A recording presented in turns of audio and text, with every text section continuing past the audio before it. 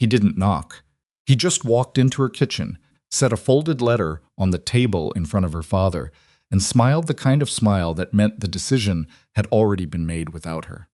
Lenora Vance was 22 years old the day Clayton Merritt told the entire town of Stonehaven that she had cried in his arms over her dead mother, that she had begged him not to leave, that she had said things, private, broken things that a woman in grief says only to the person she trusts most in the world.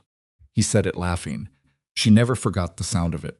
If you've ever trusted someone completely and watched them use it against you, you already know exactly what that did to her. And if you've never had that happen to you, stay with this story. Because what Lenora built from that wreckage and what one quietly stubborn man named Harvell Shaw eventually walked through might be the most honest thing you'll hear all year. Before we go further, if this kind of story speaks to you, please subscribe to this channel and hit that like button. Drop your city or country in the comments right now. I want to see how far this story travels. Don't go anywhere, because what happens next in Stonehaven is something you will not see coming.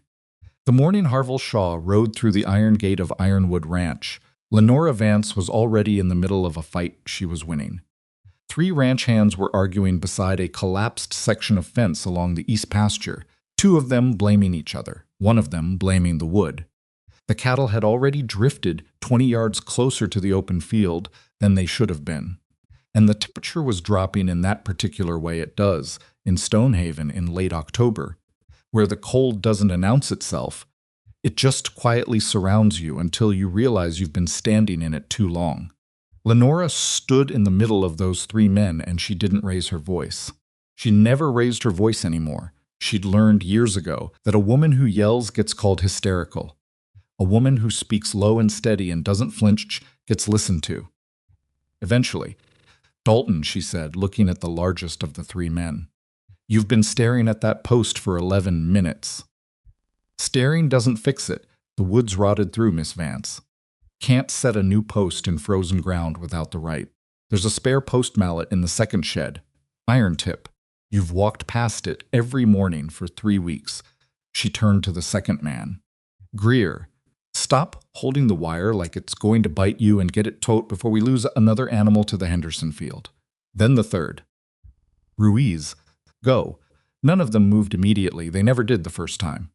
They always waited for softness, for doubt, for the moment she'd qualify herself or apologize for the edge in her words. She didn't qualify herself. She hadn't in years. They moved. That was the moment Harvell Shaw rode up on a brown horse that had clearly covered some distance that morning, and he did something none of the arriving hands ever did. He didn't ride to Lenora. He dismounted at the fence, tied his horse to a surviving post, rolled up his sleeves, and without a single word of introduction, picked up the mallet Lenora had just described and began setting the replacement post himself. Lenora turned and watched him. She didn't say anything for almost a full minute. "You're not hired yet," she finally said. "I know," he said, not looking up. "Then you're working for free, looks like." He drove the post down with one clean strike. It held. She had expected him to stop, to stand up and introduce himself, to explain his qualifications, or tell her where he'd come from, or do the thing men usually did when they arrived at Ironwood looking for a position, which was to perform competence at her, rather than simply demonstrate it. He didn't do any of that. He just kept working, and Lenora Vance, who had not been caught off guard by a man in approximately 7 years, stood there for a moment longer than she intended to. "What's your name?" she said at last. "Harvell Shaw. Came down from the northern range. Worked the Callaway spread before it sold." "Callaway's sold 6 months ago." "Yes, ma'am." "What took you so long to find work?" Paused, finally looked up. He had the kind of face that had been weathered not by vanity or violence, but simply by time and whether he was 33. She'd later learn, with lines around his eyes that came from squinting into too many bright winter mornings. "Wasn't in a hurry," he said. "Men who aren't in a hurry make me suspicious," Lenora said. "I imagine a lot of things make you suspicious," he said. And then he went right back to the fence. That was either the bravest or the most foolish thing any hired man had said to her since she'd taken the reins of daily operations from her father 2 years prior. She hadn't decided which yet. She walked back toward the main house without another word, which was as close as Lenora Vance ever came to being rattled. Her father, Silas Vance, was 64 years old and moved like a man who had spent 4 decades teaching the land to respect him and was now, reluctantly, learning to respect it back. His hand shook slightly in the mornings. His eyesight had softened. He still sat at the head of the dinner table every evening, still read every contract that came through Ironwood's front door, but Lenora had quietly become the one who made the decisions that kept the ranch alive, and they both understood this without ever saying it plainly. New man out on the east fence, she told him that evening, setting a plate in front of him. I saw him ride in. Silas looked at her with eyes that had always seen more than she wanted them to. You hire him? I told him to come back in the morning and we'd discuss terms. So yes, I haven't decided. Silas made a sound that wasn't quite a laugh. You sent the other 4 away before lunch. The other 4 introduced themselves by telling me what they'd done at other ranches. This one fixed the east fence instead. Practical, Silas said. Maybe. She sat down across from him and pushed her food around the plate. Or performing, Lenora. Her father said her name the way he'd always said it when he thought she was constructing a reason to be wrong about something she already knew. Flat, gentle, entirely accurate. Not every man who does something useful is trying to get something from you. Experience suggests otherwise. Experience, Silas said quietly, is not the same as fact. You know that. She didn't answer him. She ate her dinner and looked out the window at the darkening ridge and thought about a man who fixed a fence without being asked and then said something impertinent without apologizing for it. She decided she'd give him 2 weeks. That was usually enough time to find out what someone actually wanted. Harvell Shaw lasted through 2 weeks and then 4 and then 8, and what Lenora discovered in that time was not that he was hiding something. It was that he was aggravatingly exactly what he appeared to be. He was not charming. He didn't try to be liked. He didn't make jokes to soften the atmosphere, or compliment the food, or try to catch Lenora's eye at the dinner table in the way that some of the younger hands did that particular kind of effort that was never about her but about their own reflection in her attention. He showed up before sunrise. He worked until the work was done, not until the hour ended. He never complained about the cold, which in Stonehaven in November was the kind of cold that made your thoughts feel slower. He told Lenora directly when something wasn't working, a drainage issue near the south pasture, a piece of equipment that needed replacing before it failed rather than after, and when she sometimes pushed back, not because he was wrong, but because she'd learned to test men by disagreeing, he didn't fold and he didn't escalate. He just said, all right, worth watching either way, and let the thing play out. He was always right. She never told him so. There was an afternoon in late November when one of the younger hands, a 20-year-old named Corey, who had never quite accepted that a woman ran this ranch, made the mistake of telling another hand loudly enough for Lenora to hear from 30 feet away that she runs this place, like she's trying to prove something to somebody who ain't even watching anymore. Lenora had been about to respond. She had a response ready. She'd been building it since her 20s. But before she could speak, Harvell, who had been repairing a gate hinge not 12 feet from Corey, set down his wrench, turned around, and said in a voice so matter-of-fact it almost didn't seem like a challenge. That's a strange thing to say about someone who fixed the water table problem that would have dried up the south pasture before Christmas. What have you fixed lately, Corey? Corey had no answer. Harvell went back to the hinge. Lenora stood there for a moment with her prepared response sitting unused in her chest, and she didn't know what to do with the feeling that followed, so she decided to be irritated instead. It was more familiar. I don't need you to speak for me, she told Harvell later, when they were the only 2 people left near the barn. I know, he said. Then why did you? He thought about it for a second, genuinely thought about it, which was unusual because men usually answered that kind of question immediately with something self-congratulatory. Because he was going to keep doing it, Harvell finally said, and you deserve to run a ranch without having to fight that particular battle 4 times a week. I've been fighting it for years. I don't need saving from it. No, he agreed. But wanting to not fight something isn't the same as needing saving. Those are different things. She didn't have an answer for that either. She went inside and told herself it meant nothing and almost believed it. The first real test came in December when the Piedmont Cattle Company sent a representative through Stonehaven offering contract work to the best hands in the valley. The wages they offered Harvell were, by any honest measure, a third again better than what Lenora was paying him. She found out about the offer not from Harvell, but from Dalton, who had also received one, and who had accepted within the afternoon. Greer followed.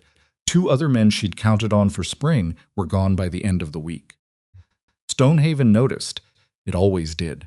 The valley had a way of tracking Ironwood's troubles the way people track a slow leak in a roof, with a combination of sympathy and careful distance, waiting to see if it would hold or collapse. Word reached her that Harvell had met with the Piedmont man. She heard it from Ruiz, who heard it from someone at the feed store. She didn't ask Harvell directly. She wouldn't ask a man to explain his own choices to her, and she wouldn't beg him to stay. She wouldn't beg anyone anything. That lesson had cost her too much. But 3 days passed, then 4. Harvell kept showing up. On the 5th morning, she was in the equipment barn going over what repairs would be critical before the deep cold hit, and Harvell came in carrying a list of his own things he'd already inventoried, prioritized by urgency. She looked at the list. She looked at him. "You didn't take the Piedmont offer," she said. Not a question. "No, the money's significantly better." "Yes, then explain." He set the list on the workbench and leaned against the frame with his arms crossed, and his expression the same as it always was, not closed off, not performing openness, just level. "Present. Ironwood needs the work more than Piedmont does," he said. "Piedmont's got 12 good hands. You're down to 4. That's a reason to stay for a month," Lenora said. "Not a reason to stay. I'm aware," he said, and he didn't add anything else. That infuriated her more than any explanation would have. She picked up the list and walked out and spent the next 40 minutes doing the opposite of thinking about it. Her father knew, of course. Silas Vance had spent 64 years reading people, and he had developed a particular fondness for Harvell in the way that older men sometimes develop for younger ones who remind them of a version of themselves they still respect. They talked in the evenings sometimes, on the porch despite the cold, her father with his coffee and Harvell with whatever he'd been doing nearby, and Lenora would watch them from the kitchen window and feel something she refused to name. "He tells your father things," Ruiz mentioned once. Not as gossip. Ruiz was not a gossip, but as an observation. "What kind of things?" Lenora asked. Ruiz shrugged. "I heard them talking about the North Ridge, about opening the timber route in spring, about the east water supply. A pause. About you sometimes." "About me," she said flatly. "Just you know the ranch. How you run it." "What does he say?" Ruiz looked uncomfortable. "He says you see things other people miss. He says the reason this ranch is still standing is mostly you and people around here are too stubborn to say it out loud." Lenora put down what she was holding. "He said that. Miss Vance, I'm just telling you what I heard." She didn't respond. She picked up what she'd been holding and moved on and spent the rest of that evening convincing herself that a man saying accurate things about her work was not significant. People stated facts all the time. It didn't mean anything. But at some point during that long, cold December, something had shifted so gradually she hadn't marked the moment. She'd stopped waiting to catch Harvell in whatever he was actually after. The waiting had simply stopped, and in the silence where suspicion had lived, something quieter and much more dangerous had moved in. She didn't examine it. She recognized it. The way you recognize a sound at the edge of your hearing, not enough to name it, more than enough to know it's there. She had 11 years of practice at walking away from that particular sound. She walked away. She told herself it was fine. It wasn't fine. But she was very good at managing things that weren't fine, and winter was coming in hard from the north, and Ironwood needed her attention far more than her own heart did. At least that's what she told herself. She'd been telling herself that for 11 years. The night the temperature dropped to the worst it had been in a decade, Lenora's gray mare Sable got loose in the far barn and caught her foreleg on a broken stall latch that had been on the repair list and hadn't been reached yet. By the time anyone knew, Sable was down and trembling, and Lenora was already in the barn in her coat over her nightclothes. her hands shaking not from cold but from the particular terror of watching something she loved in pain. She was trying to keep Sable calm, talking to her low and steady the way she talked to everything. When it was frightened, the same voice she'd never once used for herself when Harvell appeared in the barn door. He didn't say anything. He didn't ask if she needed help. He assessed the situation in about 4 seconds, and then he simply sat down on the other side of Sable and put his hands on the horse the way someone does when they're not trying to take over, just trying to help hold something still. They stayed like that for nearly 3 hours. At some point, Lenora realized she had stopped shaking. At some point, she realized Harvell had been talking to the horse in a low, even voice, not to her, to the horse, and that the sound of it had done something she hadn't expected, which was make her feel less alone in a way that had nothing to do with anyone helping her. Sable stabilized around 3 in the morning. The leg was strained but not broken. She would recover. Lenora sat back against the barn wall and let out a breath she felt like she'd been holding for an hour, and when she looked over at Harvell, he was looking at her not with pity, not with the particular kind of softness that was actually condescension, just with a kind of steady recognition, like he saw exactly who she was and had no complaint about it. "She'll be all right," he said. "I know," Lenora said.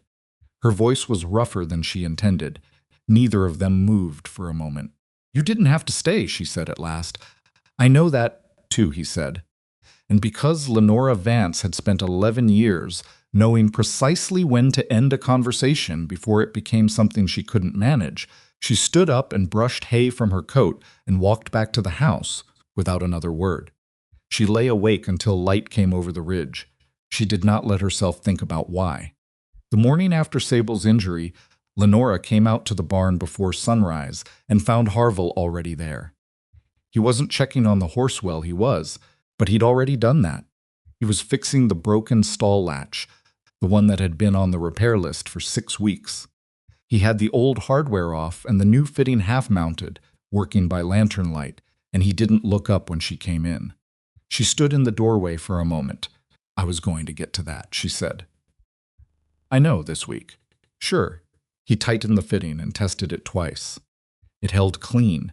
He gathered his tools without ceremony, the way a man does when he's not looking for acknowledgement, and walked past her toward the equipment shed.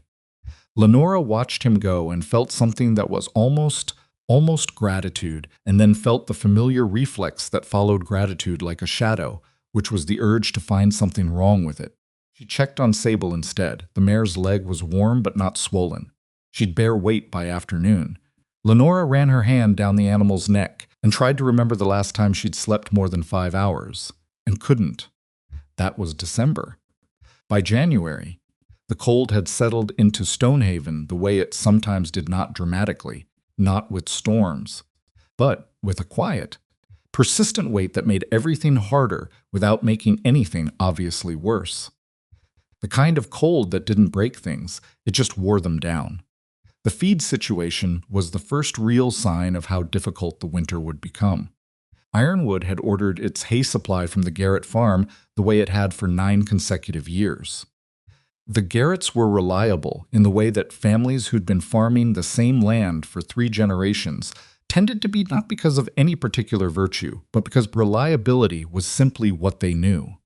When the letter came in early January that the Garretts had sold their operation and the new owners were renegotiating all standing contracts, Lenora read it twice, set it face down on the kitchen table, and then went outside and stood in the cold for approximately 4 minutes before coming back in and reading it a third time. The new price was 40% higher. She could manage it. Just barely, and only if nothing else went wrong in the next 8 weeks, which in a Stonehaven winter was a condition that required a degree of luck she didn't generally count on. She didn't tell her father that night. Silas had enough to carry without knowing the margins had just gotten tighter, and there was a version of herself, the version she was most tired of, that still wanted her father to see only the problems she'd already solved, not the ones she was still working through. She'd been doing that since she was 19. Protecting him from the weight of the ranch by absorbing it herself, quietly, and presenting him only with outcomes. It was exhausting. She'd never once considered stopping.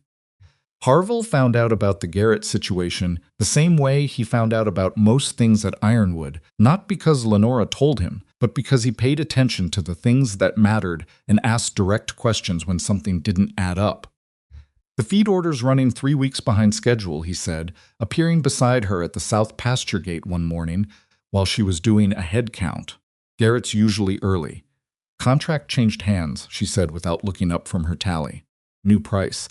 I'm sourcing alternatives. How far alternative? Dunmore. Maybe Haskell if Dunmore can't cover the volume. Harvell was quiet for a second. Dunmore's a 2-hour haul each way. I'm aware of the distance, Harvell. The Kinley spread has a hay surplus. I saw it when I came through in October. They overstocked expecting to sell to Piedmont, and Piedmont declined. Stopped counting. She looked at him. You're saying the Kinleys have surplus feed sitting on their property right now. That's what I'm saying. The Kinleys and my father haven't spoken in 4 years. I know. He didn't elaborate on what he knew or how. He just looked at her with that same level expression. They'd be selling to you, not to him. She went back to her count. She finished it. She walked back toward the main house, and she did not say thank you, and she did not say she'd think about it. She also, by the following morning, had sent a message to the Kinley Ranch inquiring about their surplus feed at fair market price. The Kinleys responded within the day. The deal was done by the end of the week. The price was better than Dunmore would have offered, and the haul was 40 minutes shorter. She never mentioned to Harvell that she'd done it. He never brought it up. That was the particular rhythm they'd developed without ever agreeing to it, him offering information without framing it as advice, her acting on it without confirming she'd listened. It was, she would have admitted only to herself in the very quiet moments before sleep, the most functional working relationship she'd ever had with anyone, which was an uncomfortable thing to notice about a man she was, still technically, waiting to disappoint her. The habit of waiting was hard to break. She'd been practicing it for 11 years. The thing about Clayton Merritt was that Lenora had never told anyone the full story.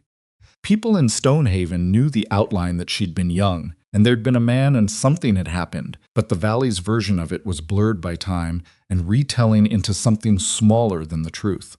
A girl who got her feelings hurt, a young man who said something unkind. The kind of story people half remembered and didn't think to ask about anymore. The real story was this.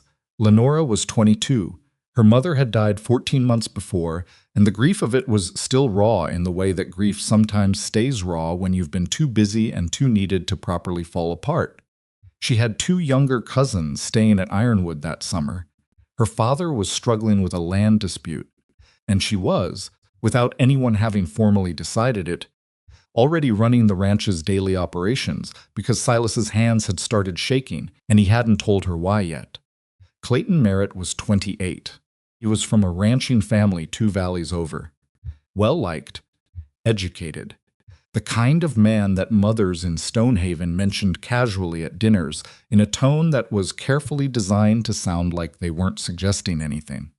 He came to Ironwood on ranch business and stayed 3 weeks past the business, and during those 3 weeks, Lenora, who had been carrying more than anyone knew she was carrying, made the mistake of trusting him. Not romantically, not at first. She trusted him the way you trust someone when you've been alone too long. With too much weight, you tell them something true because the alternative is to keep carrying it in silence until it becomes part of you in the wrong way. She told him about her mother, about the particular guilt of a daughter who was too practical during the dying to be present enough during the grief. About the night she'd sat on the porch alone and cried in a way she'd never let anyone witness because Ironwood needed her to be steady, and she'd built her steadiness on the understanding that no one watched her come apart. Clayton had said all the right things. He had listened in the way that some men are gifted at listening attentive enough to make you feel seen, present enough to make you feel safe. She had believed for about 6 weeks that she had found someone worth being honest with. Then he went home. And within a month, the story was moving through the valley not as cruelty, exactly, which would have been easier to name and therefore easier to survive. It was worse than cruelty. It was entertainment. Clayton had told the story of Ironwood's daughter to people at dinners and gatherings, The way you tell an interesting anecdote, Lenora Vance, the tough one, sitting on her porch crying over her mama, said she'd never been so lonely in her life. Could you imagine? Could you imagine? She heard it from a woman she barely knew who assumed she already knew. The woman said it with a kind of second-hand sympathy that somehow made it worse, and Lenora had smiled and excused herself and walked to her truck and sat in it for 7 minutes before she drove home. She never cried about Clayton Merritt. She built a wall instead. Efficient, thorough, the way she did everything. She didn't close herself off from the world. She was too practical for that, and Ironwood needed her accessible. She just removed the part of herself that reached toward people and put it somewhere safe and stopped accessing it. It had worked remarkably well for 11 years. The problem was that walls, when you build them quickly out of necessary materials without consulting an architect, sometimes have a flaw in the foundation. And if the right thing leaned against them from the outside, just steadily, just consistently, over enough time they didn't fall down. They just stopped feeling like shelter. They started feeling like a cage. February announced itself in Stonehaven the way February always did badly. The temperature had been building towards something serious since the 3rd week of January, and the animals knew it before any of the people did. The cattle were restless in a particular way that experienced ranchers recognized, not panicked, just watchful. The way animals get when they're tracking weather pressure, the human body isn't sensitive enough to detect. Lenora had seen it before. She'd also seen people underestimate it before. She spent the first week of February reinforcing the vulnerable points, the north-facing barn where the wind came in wrong, the water lines that froze. If the temperature dropped below a certain point for more than 12 hours, covered shelter she'd added 2 winters ago after losing 3 calves to exposure that could have been prevented. Harvell worked alongside her through most of it without being asked. That had become simply what happened. She moved through the necessary work, and he was nearby, not because he was following her, but because he was doing the same assessment she was doing, and arriving at the same priorities. It was, again, the most efficient working arrangement she'd experienced. She'd also again stopped pretending it was only that. Trouble started with the rumors. She heard it first from Ruiz, who heard it from someone at the supply store in town, who had heard it from someone connected to the neighboring ranching families, the Aldrich family and the Cora family. Specifically, who between them controlled the eastern water rights that Ironwood depended on during dry years, and who had been circling the edges of Silas Vance's operation for the better part of a decade, waiting for it to weaken. The rumor was this, that Silas Vance was losing his grip, that Ironwood had lost senior hands to the Piedmont contract, that the feed situation had been a crisis barely managed, that a ranch being run by a woman who'd never married and a man too old to ride was not a ranch that would make it to spring in its current form. The rumor was in its broad strokes not entirely unfair, which made it worse. Lenora didn't say anything when Ruiz told her. She finished what she was doing, thanked him for the information, and that evening she sat at the kitchen table after her father had gone to bed and looked at the ranch's winter accounts for a long time. The numbers were not good. They were not catastrophic. She'd been managing the margins carefully enough to avoid catastrophes, but they were the kind of numbers that left no room for error, and Stonehaven's winters had a habit of introducing errors. She was still at the table at 11 o'clock when she heard boots on the porch. Harvell knocked once. He always knocked once, not twice, which she'd noticed, and she said, "Come in," without getting up. He came in and looked at the table and then at her. He didn't ask if she was all right. She appreciated that more than she would ever say. "You heard," she said. "Not a question. Some of it." He pulled out the chair across from her and sat down, which he'd never done in her kitchen before without being invited. She noticed this and didn't say anything about it. Aldrich's son was at the supply store this morning, telling anyone who'd listen that your father was looking for buyers for the east parcel.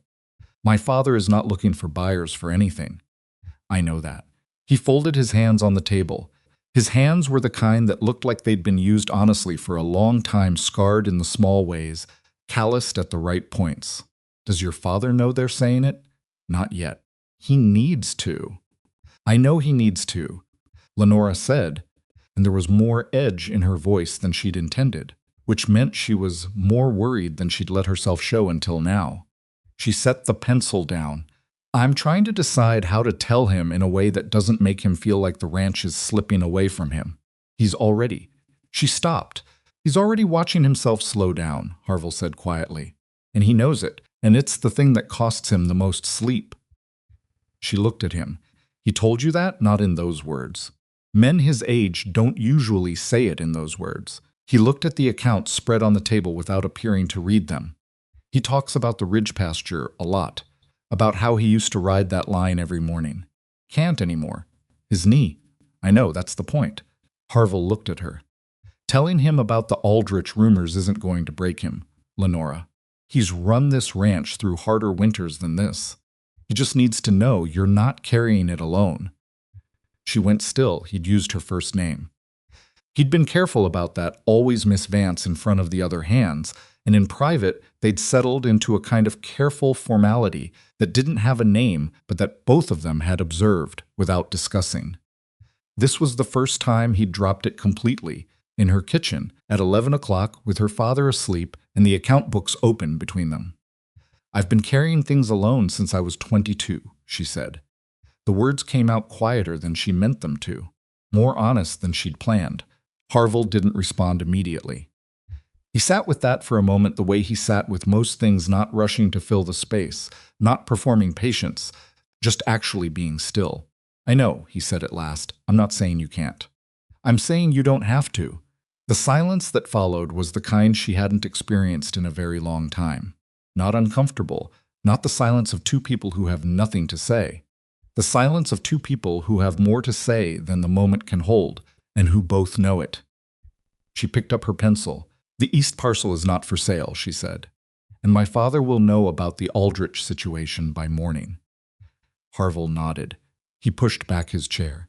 You need anything else tonight? He asked, and the question was as plain as everything else about him, practical, without hidden weight, but it landed differently than practical questions usually did. No, she said. He went to the door. He had his hand on the frame when she spoke again, and she hadn't planned to, and she would spend the next 3 days wondering why she had. Harvell, he turned. Why does this place matter to you, she said. Place Ironwood. You could have gone to Piedmont. You could have gone anywhere. She looked at him directly, which was something she did with everyone, but this felt different from how she usually did it. I've been waiting for the answer to make sense, and it doesn't. He was quiet for a long moment. I grew up on a ranch that my family lost, he said finally. Not to drought, not to weather. Lost it because nobody fought for it when the fighting was required. I was 14. He looked at her with that level, unhurried expression. I've never been able to watch something worth keeping get abandoned without it sitting wrong in me. A pause. Ironwood's worth keeping, and that's all, she said. He looked at her for a moment that lasted slightly longer than the words required. No, he said. But that's enough for right now. He left.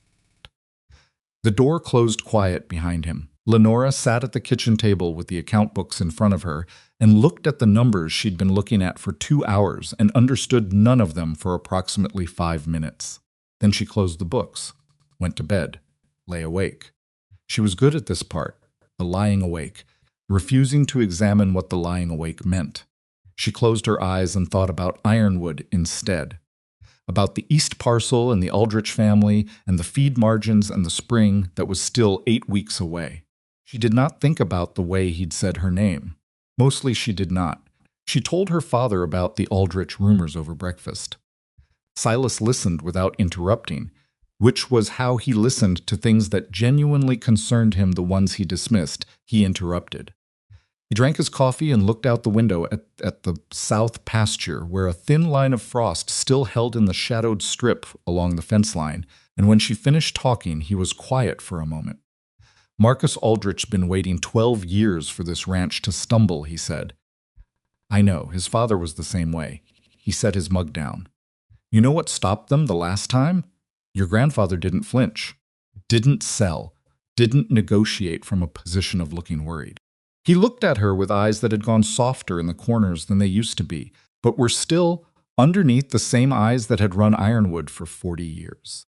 The appearance of strength is sometimes as important as the thing itself. I don't intend to flinch, Lenora said. I know you don't. He reached across the table and put his hand over hers briefly, the gesture of a father who'd learned that his daughter didn't usually want to be comforted, but sometimes needed to know the comfort was there.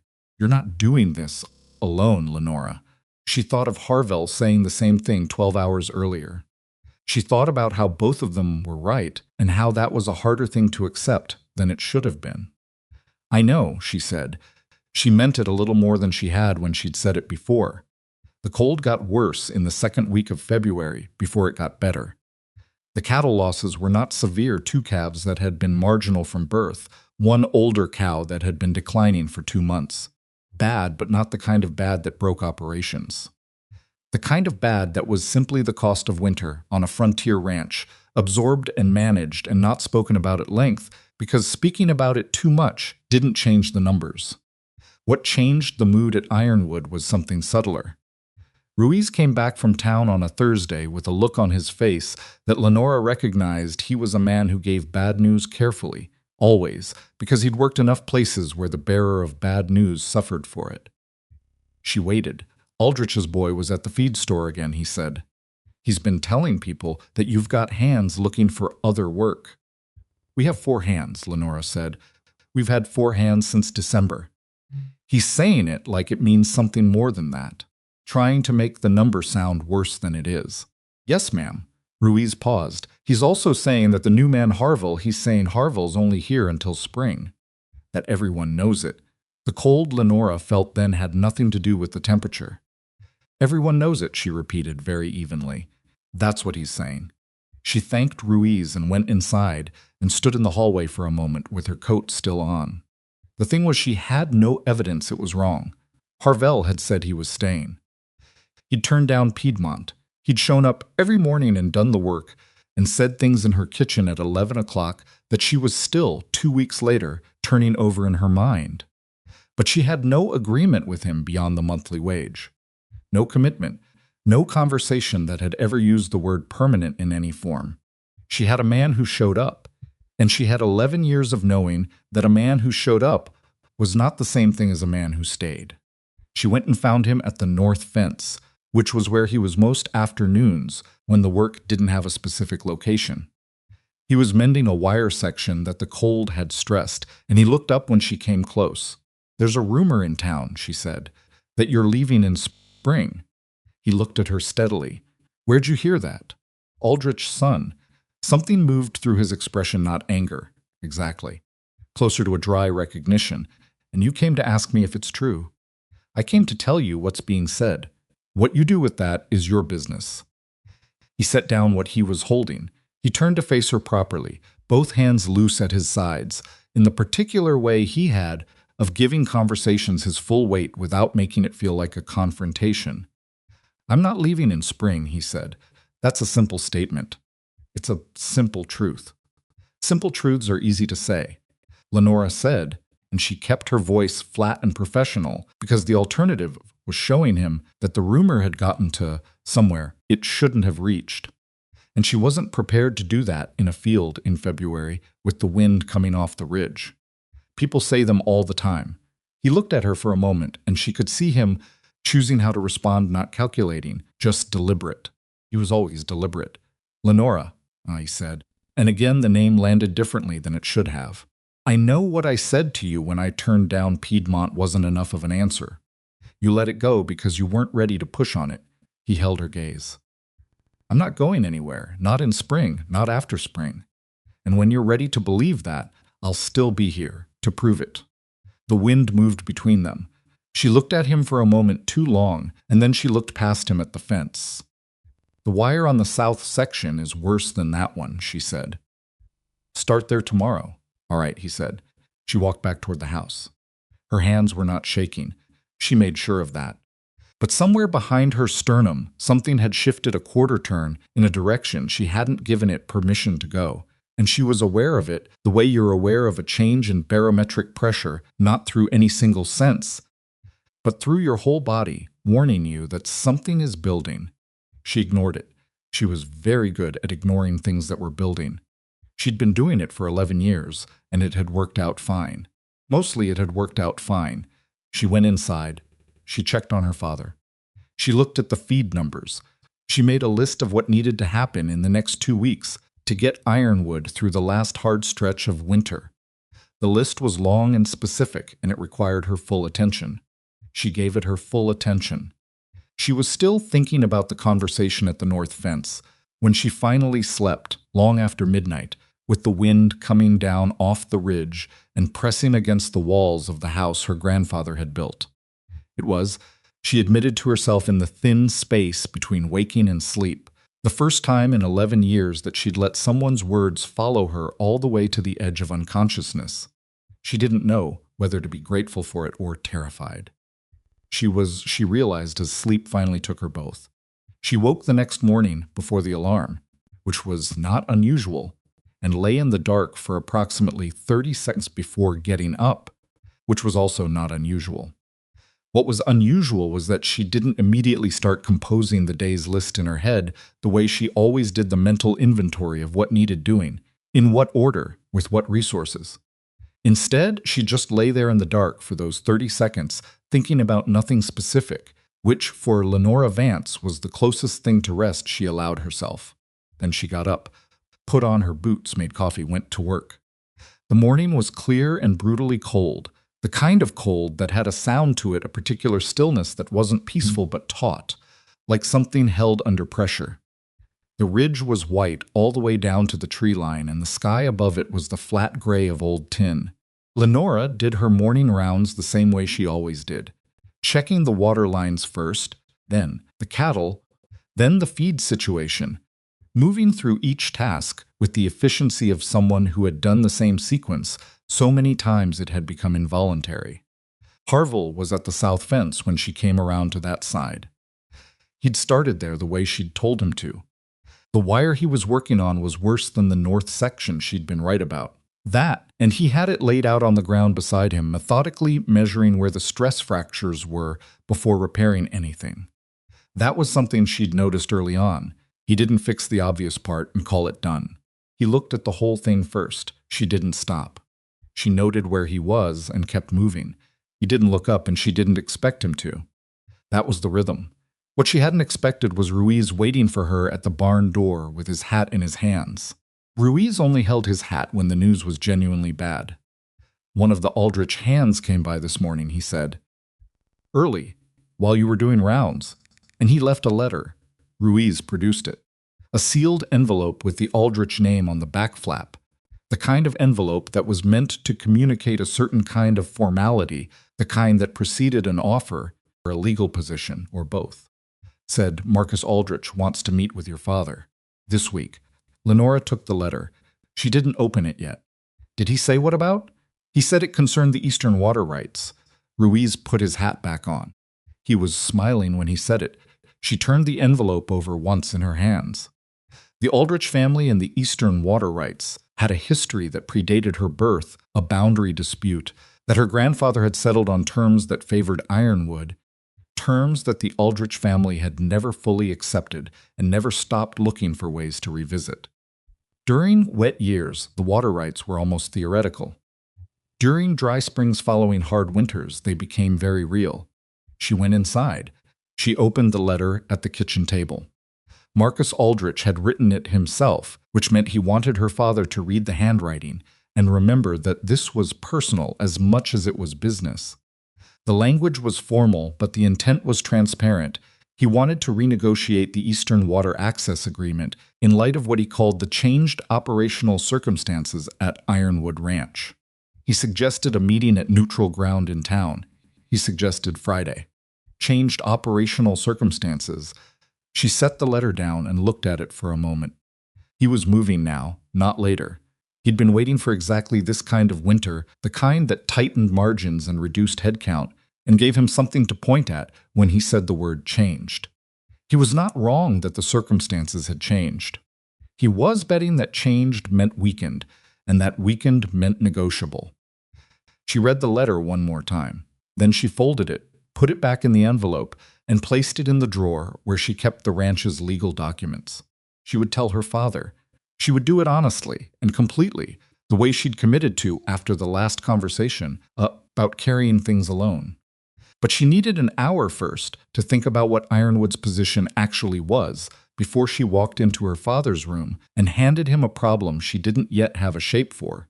She sat at the table and thought. The Eastern water rights were documented. The original agreement was in that same drawer, 40 years old and still legally sound. She'd had it reviewed 2 years prior when Marcus Aldrich's name had come up in a separate context. The agreement could be challenged, but challenging it would take time and money, both of which were things the Aldrich family had more of than Ironwood did right now. The real question wasn't legal. It was tactical. Aldrich was requesting a meeting, not filing a claim, which meant he wanted something he didn't yet have the leverage to simply take. He was looking for Silas Vance to come to that table in a weakened position and accept something less than what Ironwood was owed. Unless Silas Vance didn't come to the table looking weakened. She was still working through what that meant in practice when she heard her father's boots in the hallway. Silas came into the kitchen moving slowly the way he always moved in the mornings before his joints loosened up, and he poured himself coffee and looked at her face and said, "What happened?" "Not a question," she told him.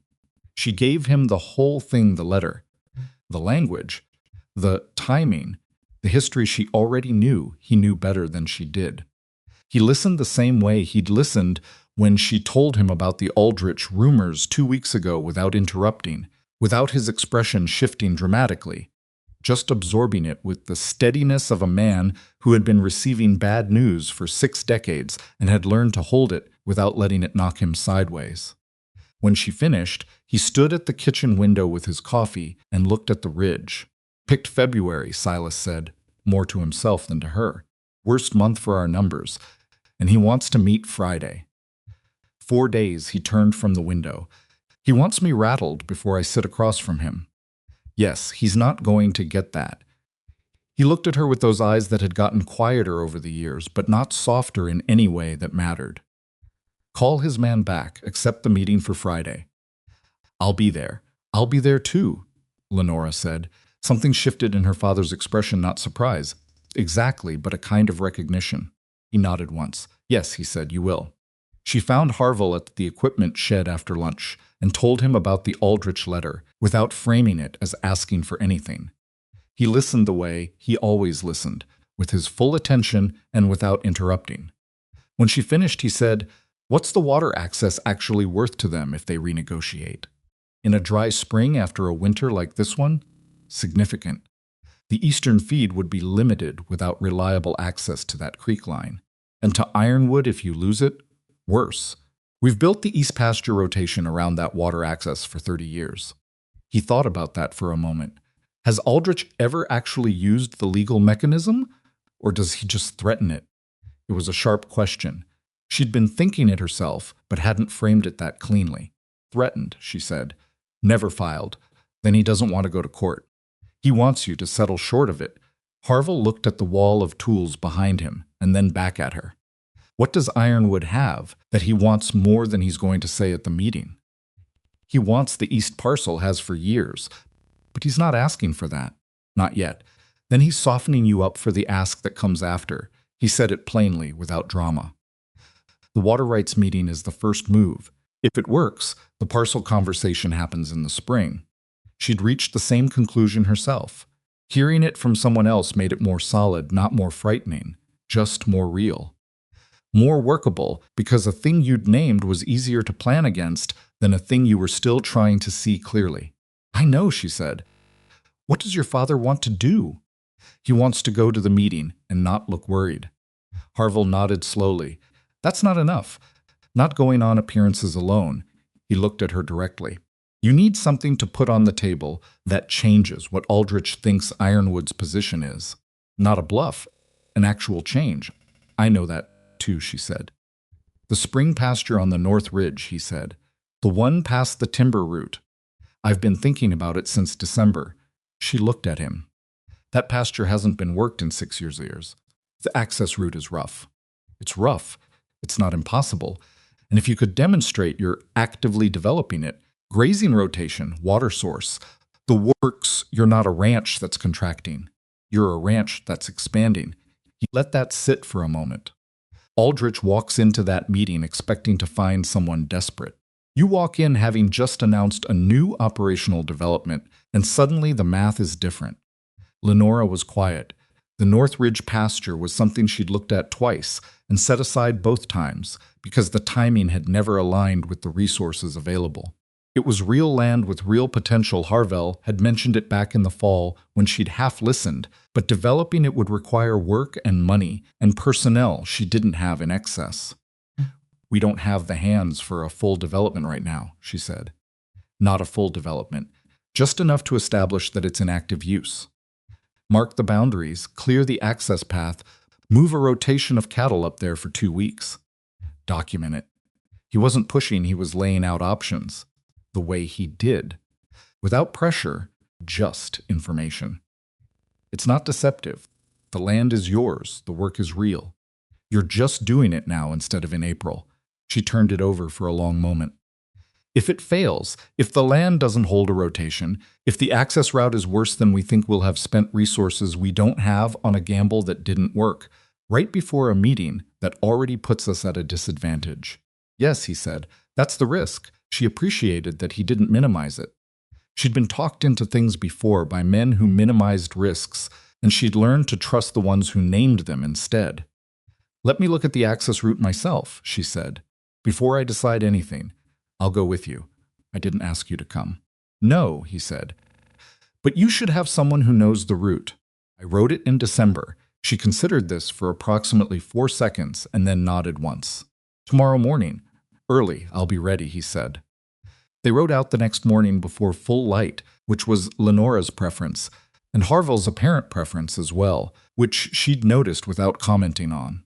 The North Ridge access started past the main tree line and climbed through a section of old timber before opening onto what had once been a productive high pasture good grass, a natural creek feed from snowmelt, shelter from the worst of the wind on 3 sides. Her grandfather had worked it in his early years. Her father had used it intermittently in his. She'd always intended to return to it and had always found a more urgent problem to address first. The ride up was harder than she'd remembered. The timber section was overgrown enough to slow their horses, and there were 2 places where the path had washed and would need basic repair before any cattle could be moved through safely. But it was manageable. She made notes in her head as they went what was needed, in what order, with what materials. When they came through the tree line and the pasture opened up before them, she stopped her horse. She hadn't seen it in 3 years. She'd forgotten how it looked in winter, the way the snow sat on the grass in a particular blue-white. That meant the ground beneath it was good and deep. The way the creek line traced through the far edge of the property with just enough movement to tell her it hadn't frozen solid. The whole thing sat in a kind of bowl against the ridge that caught morning light before the valley below did. "Good land," Harvell said beside her, not performing the observation, just stating it. "It is," she said. "Your grandfather knew what he was doing." She looked at the pasture for another moment.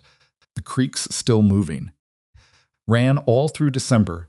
I checked it twice." She turned and looked at him. "When did you have time to check it twice?" "Mornings," he said simply. "Before the main work started." She absorbed that. He'd been riding up here on his own time. Before the workday, in December cold, checking on a piece of ironwood land that nobody had asked him to look at. Not to report to her, not to curry favor, just because the land was there and needed looking at, and he was the kind of man who looked at things that needed looking at. "You could have told me about this earlier," she said. "I mentioned the spring pasture in October. You mentioned it once. You were busy in October, no reproach in it, just fact."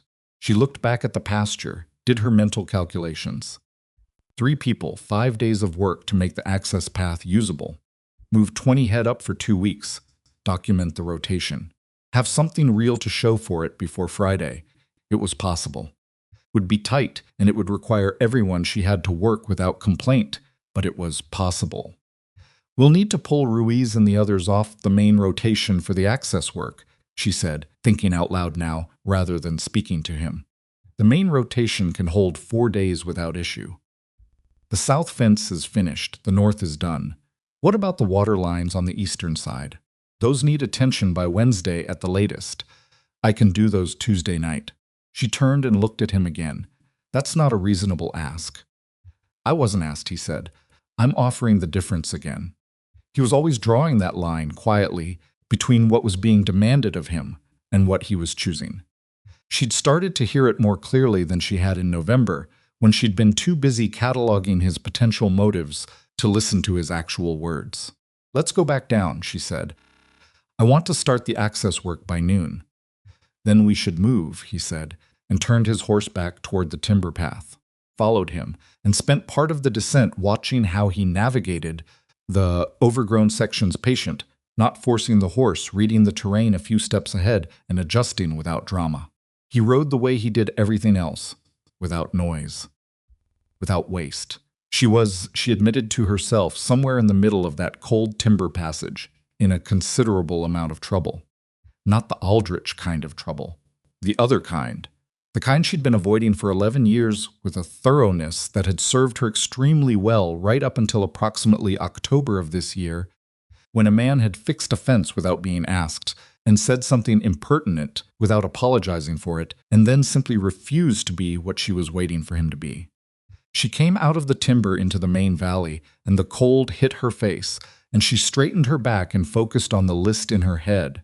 Access path, clear and grade the two washed sections. Timber debris on the upper approach, water line on the east side. 20 head ready to move by Sunday at the latest. She had 4 days. She went to work. The next 4 days were the hardest working stretch Ironwood had seen all winter, which was saying something. Lenora ran the access work herself from the front, which was not how she usually operated. Usually she directed and monitored and intervened where needed. But this was too tight and too critical for that, and somewhere in the decision to just get on her horse and do the physical work herself was something she didn't analyze at the time.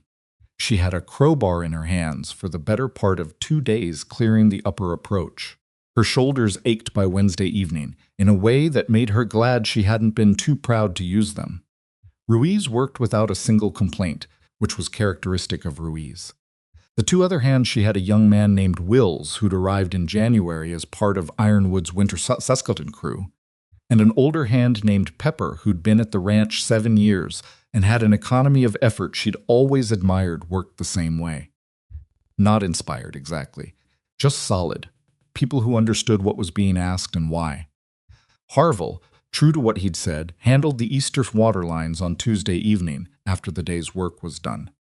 He finished around 8 o'clock, came in long enough to eat, and went out again to make sure the repairs held through the night. Lenora knew this because she was doing her own late rounds when she saw the lantern at the far east fence at 9:15 and recognized the particular way he moved, even at that distance, in the dark. She could recognize how he moved at a distance. She filed that fact carefully away in the same place she was putting everything else that she wasn't ready to examine yet. By Thursday morning, the access path was cleared and graded at both trouble spots. By Thursday afternoon, the first rotation of 20 cattle was moving up the ridge, led by Harvell on the brown horse he'd ridden in on in October.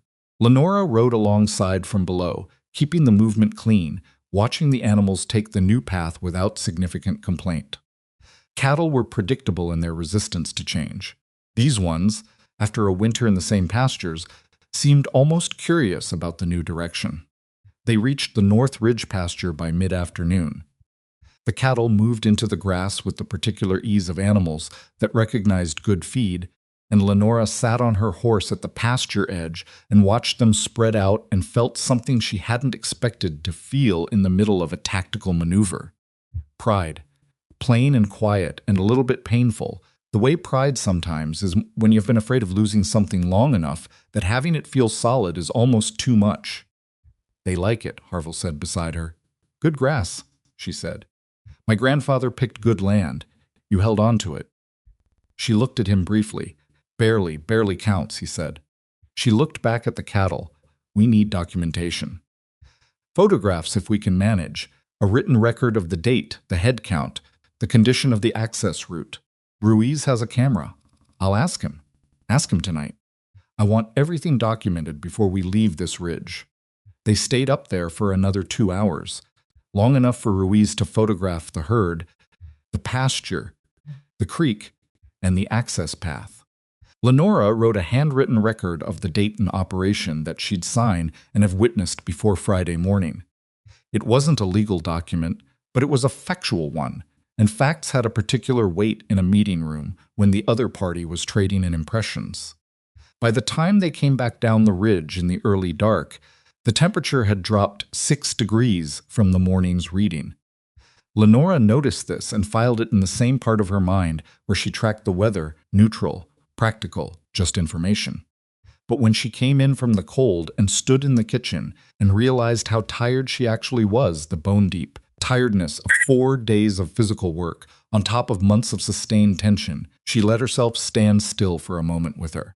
Hands wrapped around a cup of coffee, and admitted to herself that she'd been running on something more than necessity for these past 4 days. She'd been running on the feeling that this was worth fighting for. Not just Ironwood, not just the land or the water rights or the eastern parcel. The whole thing. The version of Ironwood that existed in the future she was building toward, with the spring pasture open and the margins stabilized, and her father still at the dinner table watching her run what he'd built and being allowed to feel proud rather than worried. That version of the future, that was what she'd been running on. And somewhere in the landscape of that future, not central to it, not the point of it, but present in it the way a thing becomes present when you've stopped trying to erase it, was Harvell Shaw on a brown horse on a cold ridge, pointing out a pasture worth keeping. She drank her coffee and looked at the kitchen table and thought about Friday. One thing at a time. The meeting with Marcus Aldrich was held at the Millward office in town, a neutral space in the formal sense, meaning neither party's home ground, which in practice meant it was ground that favored whoever walked in with more composure. Lenora had been in rooms like this before.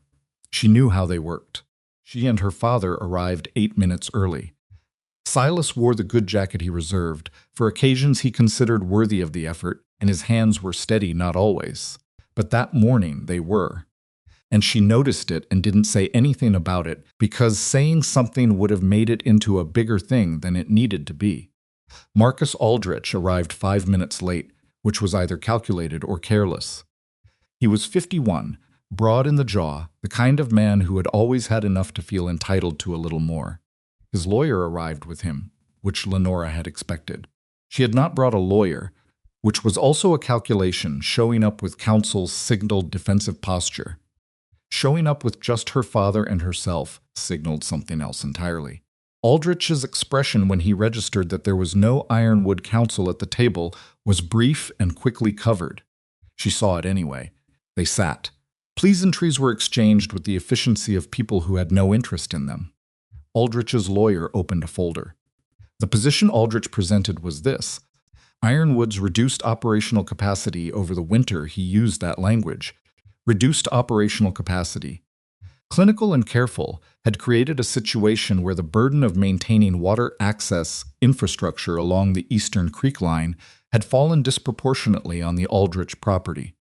He wanted a renegotiated agreement that included shared maintenance costs and, in dry years, a tiered access schedule that would prioritize Aldrich cattle during peak summer months. The tiered schedule was the thing. The maintenance cost language was cover for the tiered schedule, which, if accepted, would, during any dry summer following a difficult winter, which was not an uncommon sequence in this valley, effectively limit Ironwood's eastern feed operation at exactly the moment it was most needed. Silas listened. He was very good at listening. In rooms like this, she'd seen it before. His expression gave nothing, and there was something in his posture that reminded people he had been in rooms like this one for a very long time. When Aldrich finished, Silas looked at Lenora. She opened the folder she'd brought. Ironwood appreciates the opportunity to discuss maintenance responsibility, she said, keeping her voice the same way she always kept it even, unhurried, without the quality that telegraphed either anxiety or aggression. Before we address the specific proposal, I'd like to update you on Ironwood's current operational scope. She laid the photographs on the table. The North Ridge pasture. 20 head of cattle in good condition on new ground. The access route, documented and dated. The written record of the rotation, signed and witnessed by Ruiz, who had been at Ironwood 7 years longer than this winter's difficulties, and whose name Marcus Aldrich would recognize. "We've reopened the North Ridge pasture as part of spring expansion," Lenora said. "The access route is improved, and the initial rotation is already established. The creek feed on that side is independent of the eastern water access, which gives us secondary supply security." She looked at Aldrich directly. "We're also in conversation with the Kinley family about a longer-term feed arrangement." This last part was technically true. She'd spoken with the Kinleys about the hay surplus, and the conversation had been ongoing in a general sense. She wasn't misleading anyone. She was simply selecting which truths to present and in what order. Aldrich's lawyer looked at the photographs. Aldrich looked at them too, with the particular expression of a man recalculating something he'd been certain of. He'd come to the table expecting a ranch that was tightening. He was looking at documentation of a ranch that was expanding. "The North Ridge," he said. "That land hasn't been worked in years." "We're working it now," Lenora said. The silence in the room shifted. Not dramatically, just slightly, in the way that silences shift when the fundamental assumption underlying a negotiation turns out to be wrong. Silas spoke then, for the first time since Aldrich had presented his position. "Marcus," he said, and the use of the first name was deliberate, not warm, just direct. The register of two men who'd known each other long enough to be done pretending. "We're happy to discuss maintenance responsibility. That's a reasonable conversation. But I'm not going to agree to a tiered access schedule that limits my cattle's water during dry summer months. The original agreement is sound, and we both know it." He folded his hands on the table. "So let's talk about what you actually want." It was the kind of directness that landed differently coming from a 64-year-old man who didn't look like someone who was losing his grip. It landed like history, like someone who had been doing this long enough to be unimpressed by the approach. Aldrich was quiet for a moment. "Maintenance costs," his lawyer said. "That's the core issue." "Outline a fair split," Lenora said. "In writing. We'll review it." It wasn't a concession. It was a redirect, taking the conversation from the tiered schedule, which was the real threat, and putting it on the maintenance language, which was manageable. Aldrich had come looking for a door, and she was handing him a much smaller window and calling it a reasonable accommodation. He took it, not happily, but he took it. They were out of the Millward office by 11:30. The meeting had lasted less than an hour. In the truck on the way back to Ironwood, Silas sat quietly for a few minutes. Then he said, "The North Ridge photographs." "Yes," Lenora said. "Whose idea?" She kept her eyes on the road. "Harvell identified the pasture as an asset in October. The timing of the development was my decision." Her father was quiet for another moment. "He's a good man," he said. "He's a good ranch hand," Lenora said. Silas made the sound that wasn't quite a laugh. She'd been hearing that sound her whole life. It meant he knew something she wasn't saying and was choosing not to press it. "He's a good man," he repeated, and looked out the window at the valley passing by. Lenora kept her eyes on the road and kept her expression the way she kept everything steady, professional, giving nothing away. Her hands on the wheel were perfectly still. The road curved through the last stretch of valley before the Ironwood gate, and the ridge rose ahead of them, white at the top, dark with timber below, and somewhere up in the bowl of the north pasture, 20 head of cattle grazing on land that had been waiting 6 years for someone to decide it was worth coming back to. She drove through the gate, and the familiar weight of the place settled around her the way it always did when she came home, not comfort, exactly. Something older than comfort, something that didn't require a name because it had been true before she had words for it. Ironwood, still standing for now, and for now was, as it had always been, exactly enough to work with. She parked the truck and went back to work. The week after the Aldrich meeting was the quietest Ironwood had been all winter, and quiet on a ranch in February was not the same as peace. It was the particular stillness that came after a crisis had passed its peak, but before anyone was certain it was fully over, the way you breathed more carefully after a close call, still listening for the next thing.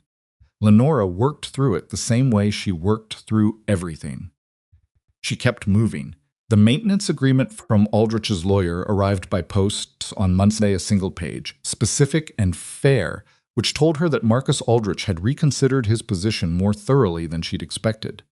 A man still planning his next move didn't send a clean agreement. He sent something with language in it you'd find later. This was clean. She read it twice, showed it to her father, and signed it on Wednesday.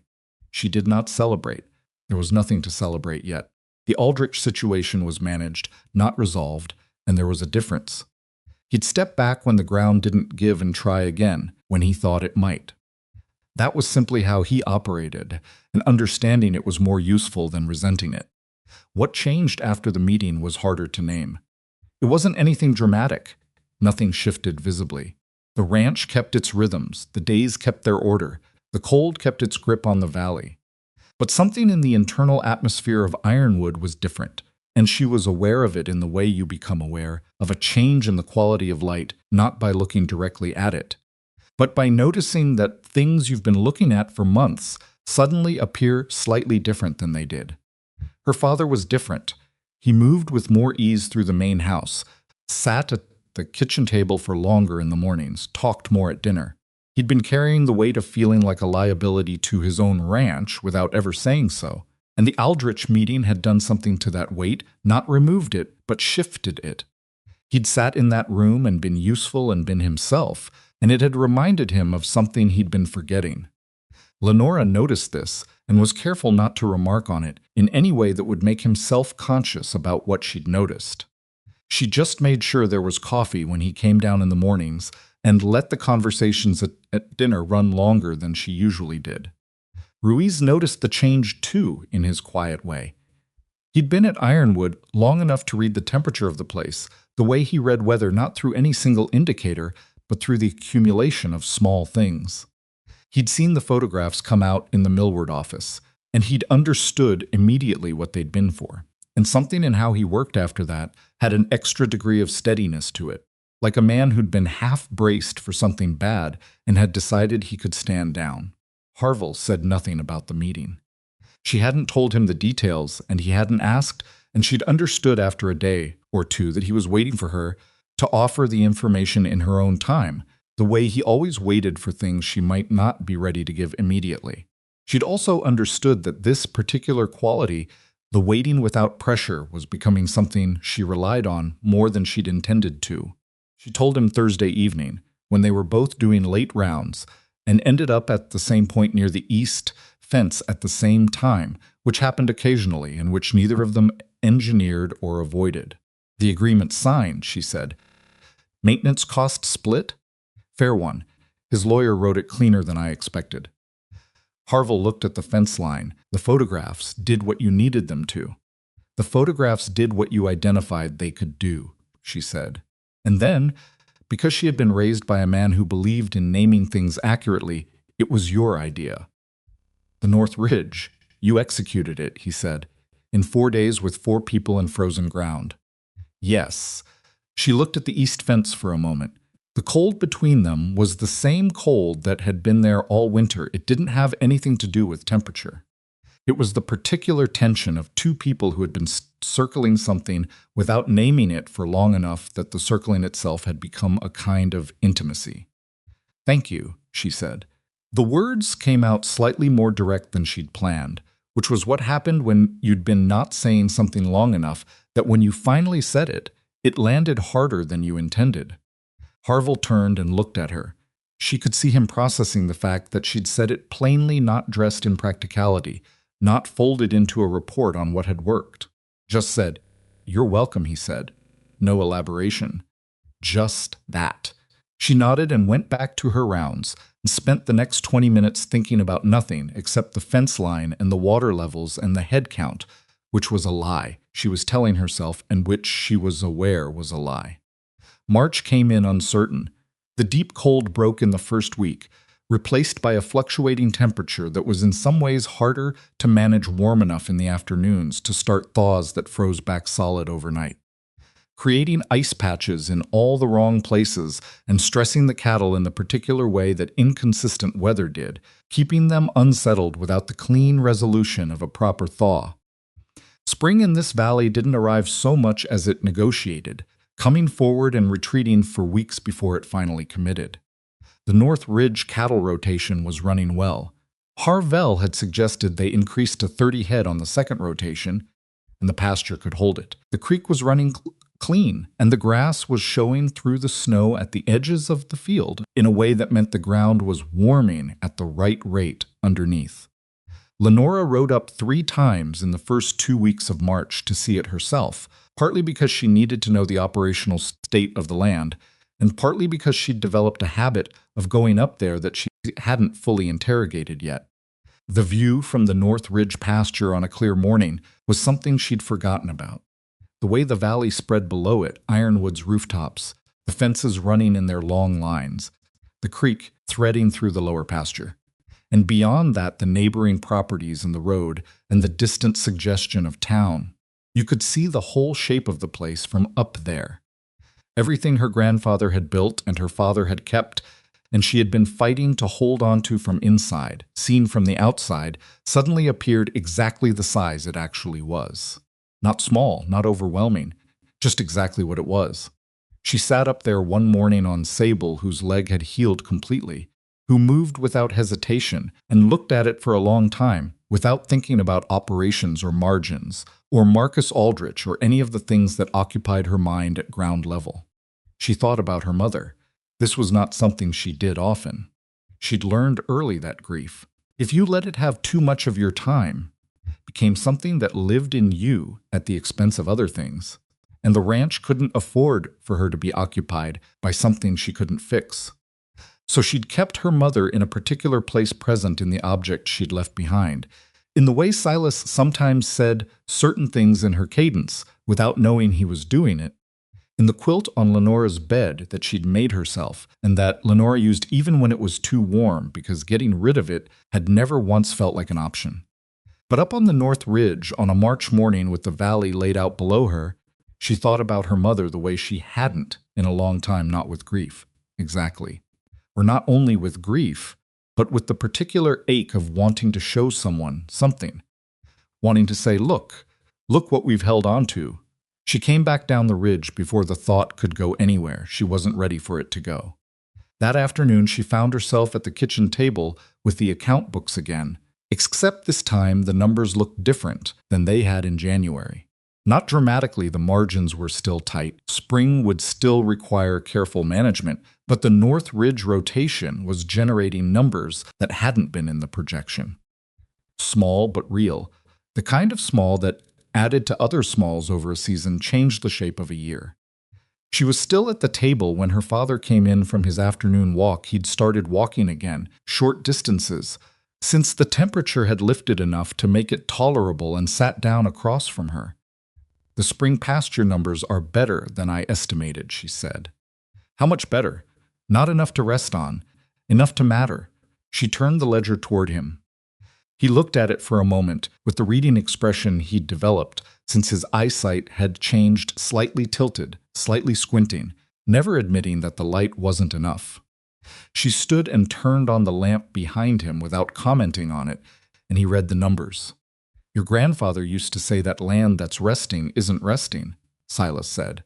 It's waiting. He was right about that one. He was right about most things. Just wrong about a few important ones. He pushed the ledger back. Harvell suggested the timing on the North Ridge. He identified the opportunity. I decided the timing. Silas looked at her with the expression she'd been seeing more of since February, the one that was patient and gentle and absolutely not going to be deflected. Lenora, Dad, I'm not trying to manage you, he said. I just want you to know that I see what's happening. Nothing is happening, she said, and her voice was level, and she was very nearly convincing. Something is happening, he said quietly, and I think it's a good thing, and I'm not going to say anything more about it than that. He stood up with the careful slowness of a man managing his joints and put his hand on her shoulder for a moment. Just don't work so hard at not feeling things that you accidentally succeed. He went to the hallway. Lenora sat with the account books and the lamp and the numbers she'd already memorized and tried to think about projections for the next 8 weeks. She managed it for about 4 minutes. The incident with Corey happened on a Tuesday in mid-March, and it would have been easy to overlook except that it wasn't. Corey had come back after the Piedmont contract ended, a fact that Lenora had accepted with more neutrality than she felt, because Ironwood needed the hands and personal feelings about who was working the land couldn't be afforded at the moment. He'd been quieter since he came back. She'd told herself this meant he'd learned something. She was wrong. It didn't happen in front of her. Ruiz told her about it that evening, because Ruiz was constitutionally unable to let something that mattered go unreported, and he told it the way he always told difficult things, straightforwardly, without embellishment, without apparent investment in what she did with it. Corey had been talking to Wills near the equipment shed. He'd been saying things about Harvell, specifically, about why a man who could go anywhere would stay at a place like this, about what he probably wanted that he hadn't gotten yet. He'd used language that was not quite explicit and not quite not explicit, in the way that men sometimes spoke about women when they thought no women were listening, with a layer of plausible deniability built in that made the cruelty harder to name directly. Harvell had been nearby. He'd said something to Corey. Ruiz didn't hear what exactly he'd come in at the tail end, but whatever Harvell had said, it had been said close and quiet, and Corey had gone pale and hadn't finished what he was saying. After Ruiz told her, Lenora was quiet for a moment. Then she thanked him and walked to the equipment shed. Corey was there alone, working on something mechanical with the focused attention of a man very deliberately not thinking about something. "Corey," she said. He looked up. "You're done at Ironwood," she said. "I'll have your wages ready tomorrow morning." She said it exactly the way she said everything, without raising her voice, without cruelty in her tone, in the register of someone making a decision that had already been made and did not require his response. He opened his mouth and then closed it. He looked at her face and understood that there was nothing to argue and nothing to apologize into, and no version of this conversation in which the outcome changed. "Yes, ma'am," he said. She turned and left. She found Harvell at the water trough on the south side, doing a routine check, and she walked up beside him and said, "Thank you for what you said to Corey." He looked at her. He was slightly surprised. She thought not that she knew, but that she'd said it directly. "Ruiz told you." "He did. I should have come to you." "You handled it in the moment," she said. "I handled it after." She looked at the water level in the trough. "He's done here. He'll be gone tomorrow." Harvell was quiet for a second. "You didn't need to do that on my account. I did it on Ironwood's account." She looked at him directly. "And I did it on mine. The two things aren't mutually exclusive." He looked at her for a long moment. In 11 years, she had become very good at reading people's intentions through their expressions, through the small signals that told you what someone's real motive was underneath, whatever they were saying. She'd been reading Harvell for 5 months. What she saw when she looked at him had never changed. It was consistent in a way that she'd been waiting to find the flaw in, and she hadn't found it, and at some point she wasn't sure precisely when she'd stopped looking. "All right," he said. She went back to work. That evening she sat on the porch for a while after dinner, which she didn't usually do in cold weather. March evenings in Stonehaven were still cold enough to make sitting outside uncomfortable. But the temperature had been inching in the right direction, and there was a particular hour around dusk when the valley went quiet in a way that didn't happen at any other time of day. She sat with her coffee and looked at the ridge going dark against the sky. She was still there when Harvell came around the side of the house on his way from the barn to the bunkhouse, which was the route he always took. He stopped when he saw her. "Cold night for the porch," he said. "I know." He stood there for a moment. She thought he might keep walking. He didn't. "Can I sit?" he asked. This was new. He'd come into the house. He'd sat at the kitchen table. He'd stood on the porch talking to her father on winter evenings. But he'd never specifically asked to sit beside her, in her space, in the quiet. "Yes," she said. He sat down in the other chair, the one that had been her mother's, though she'd never told him that, and he didn't know, and so it was only significant to her, and they sat in silence for a while with the cold coming down off the ridge and the valley going dark below them. 5 months, she said eventually. "About that, you came in October." She looked at her coffee. "That's the longest any hand has stayed at Ironwood since," she calculated. "Since Ruiz, and Ruiz has been here 9 years. Ruiz is a good judge of where to be, Harvell said. So are you, apparently. He didn't respond to that. He looked at the ridge the way she'd been looking at it. What do you want from this? She said. And she said it the way she would have said it 5 months ago, flat and direct and with all the armor in place, except that it didn't come out that way. It came out like a real question, like something she actually needed the answer to. He turned to look at her. From what, he said, not playing games with it, genuinely asking what she meant, from Ironwood, from staying. She stopped and didn't finish the sentence, and the unfinished sentence sat between them and said more than either completed version would have. He was quiet for a long moment, long enough that she felt the familiar reflex, the one that told her silence meant evasion, that a man who took too long to answer was looking for the right performance. But the reflex had worn down over 5 months. She let it pass and waited. I want to be somewhere that needs what I have to give, he said. Not as a hired hand, not as someone who fixes things and moves on. He looked at the valley. I want a place, a real one. And He stopped now, the way she had, and the unfinished thing sat out there in the cold air between two people who had been not finishing sentences at each other for 5 months and had somehow managed to understand each other anyway. That's not a complete answer, she said. No, he agreed. It's not. Harvell, he looked at her. I need you to say it, she said. Not because I'm making you, because I've spent 11 years making decisions based on what I thought people wanted instead of what they actually said, and I'm not doing that anymore. He held her gaze. In the cold and the dark and the particular silence of a Stonehaven evening, he looked at her with the same expression he'd had when he'd sat on the other side of her horse at 3 in the morning in a freezing barn, not performing, not managing, just present. I want to be here, he said, not Ironwood, here.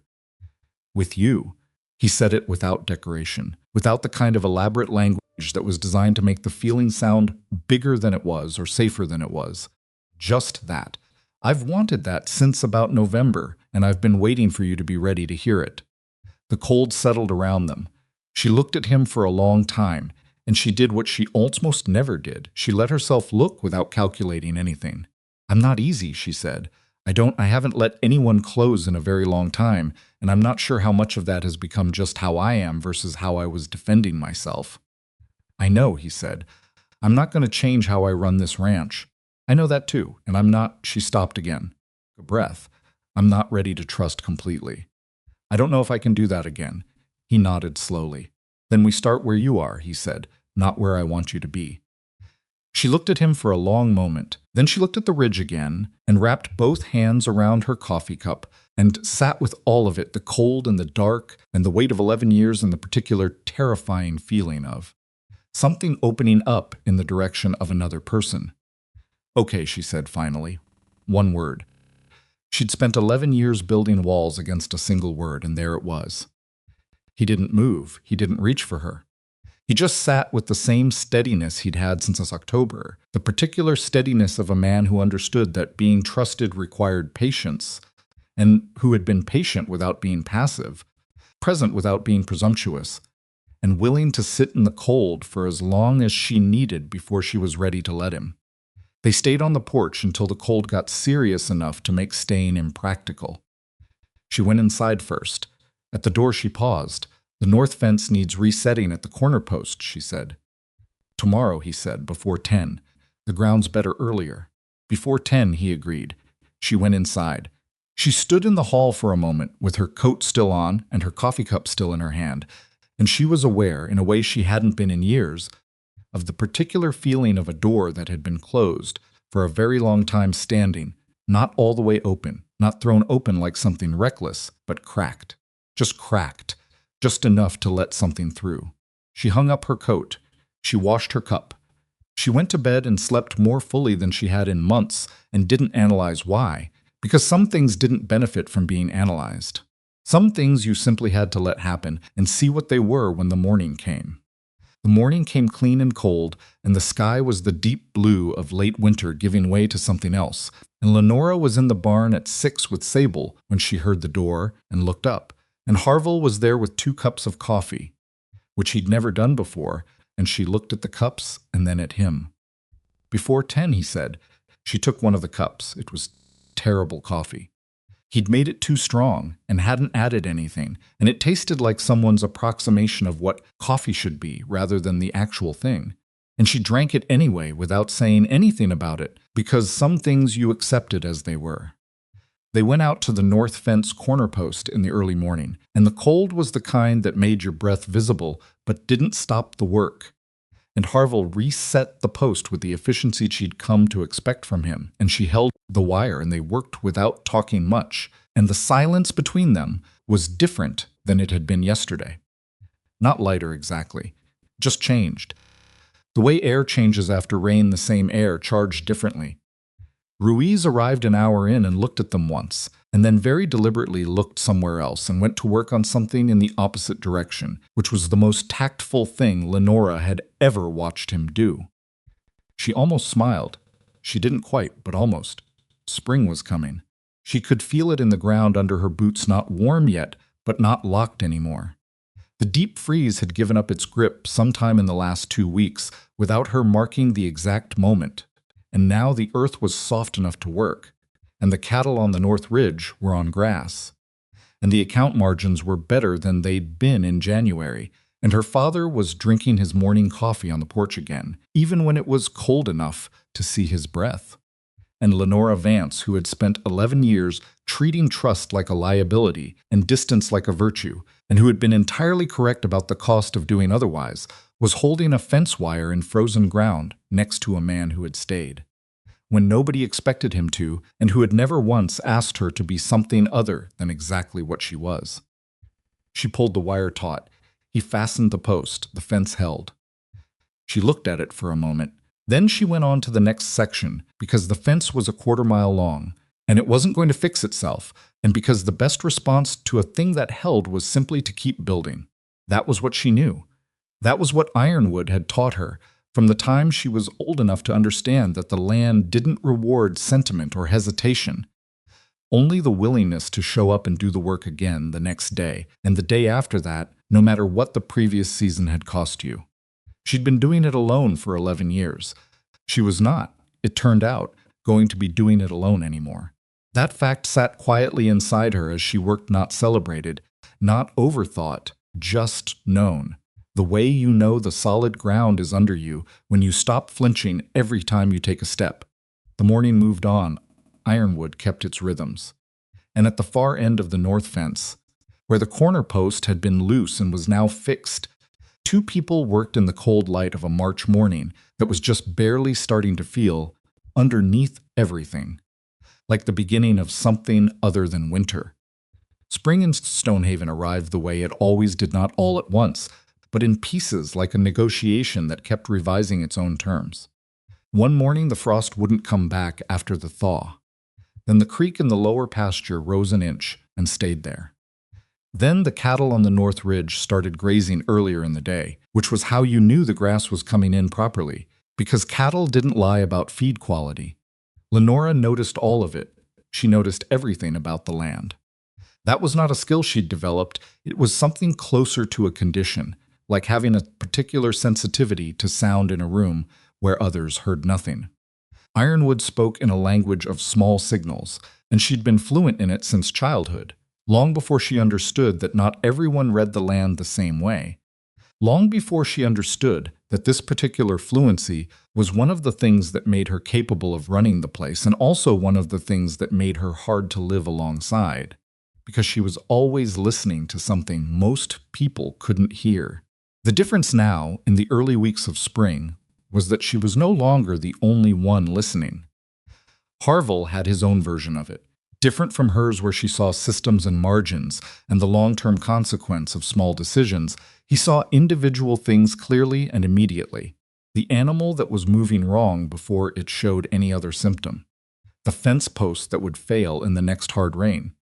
The patch of ground near the south pasture gate that was softer than it should be, which turned out to be an early sign of drainage trouble that would have become serious by summer if he hadn't flagged it in April.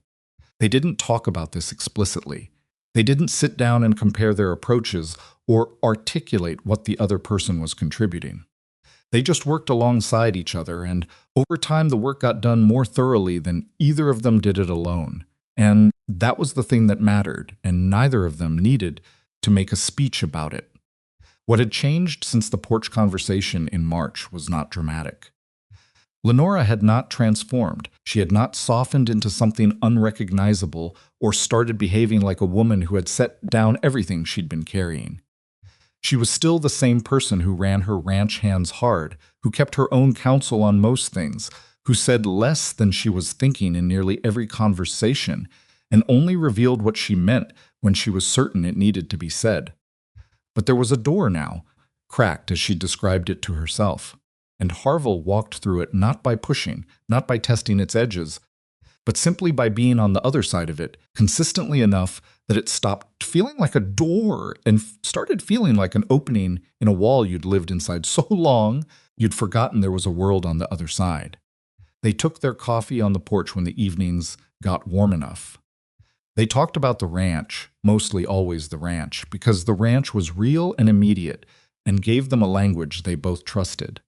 But the ranch conversations had started containing other things. Not declarations, just the texture of two people who had stopped being careful about what they revealed in passing. She'd told him about her mother in pieces. The way you tell something important when you don't have a formal occasion for it, a detail here, a memory there, not as confession but as context. He listened, the same way he always listened, with his full attention and without the particular kind of sympathy that was really about making the listener feel good about themselves for listening.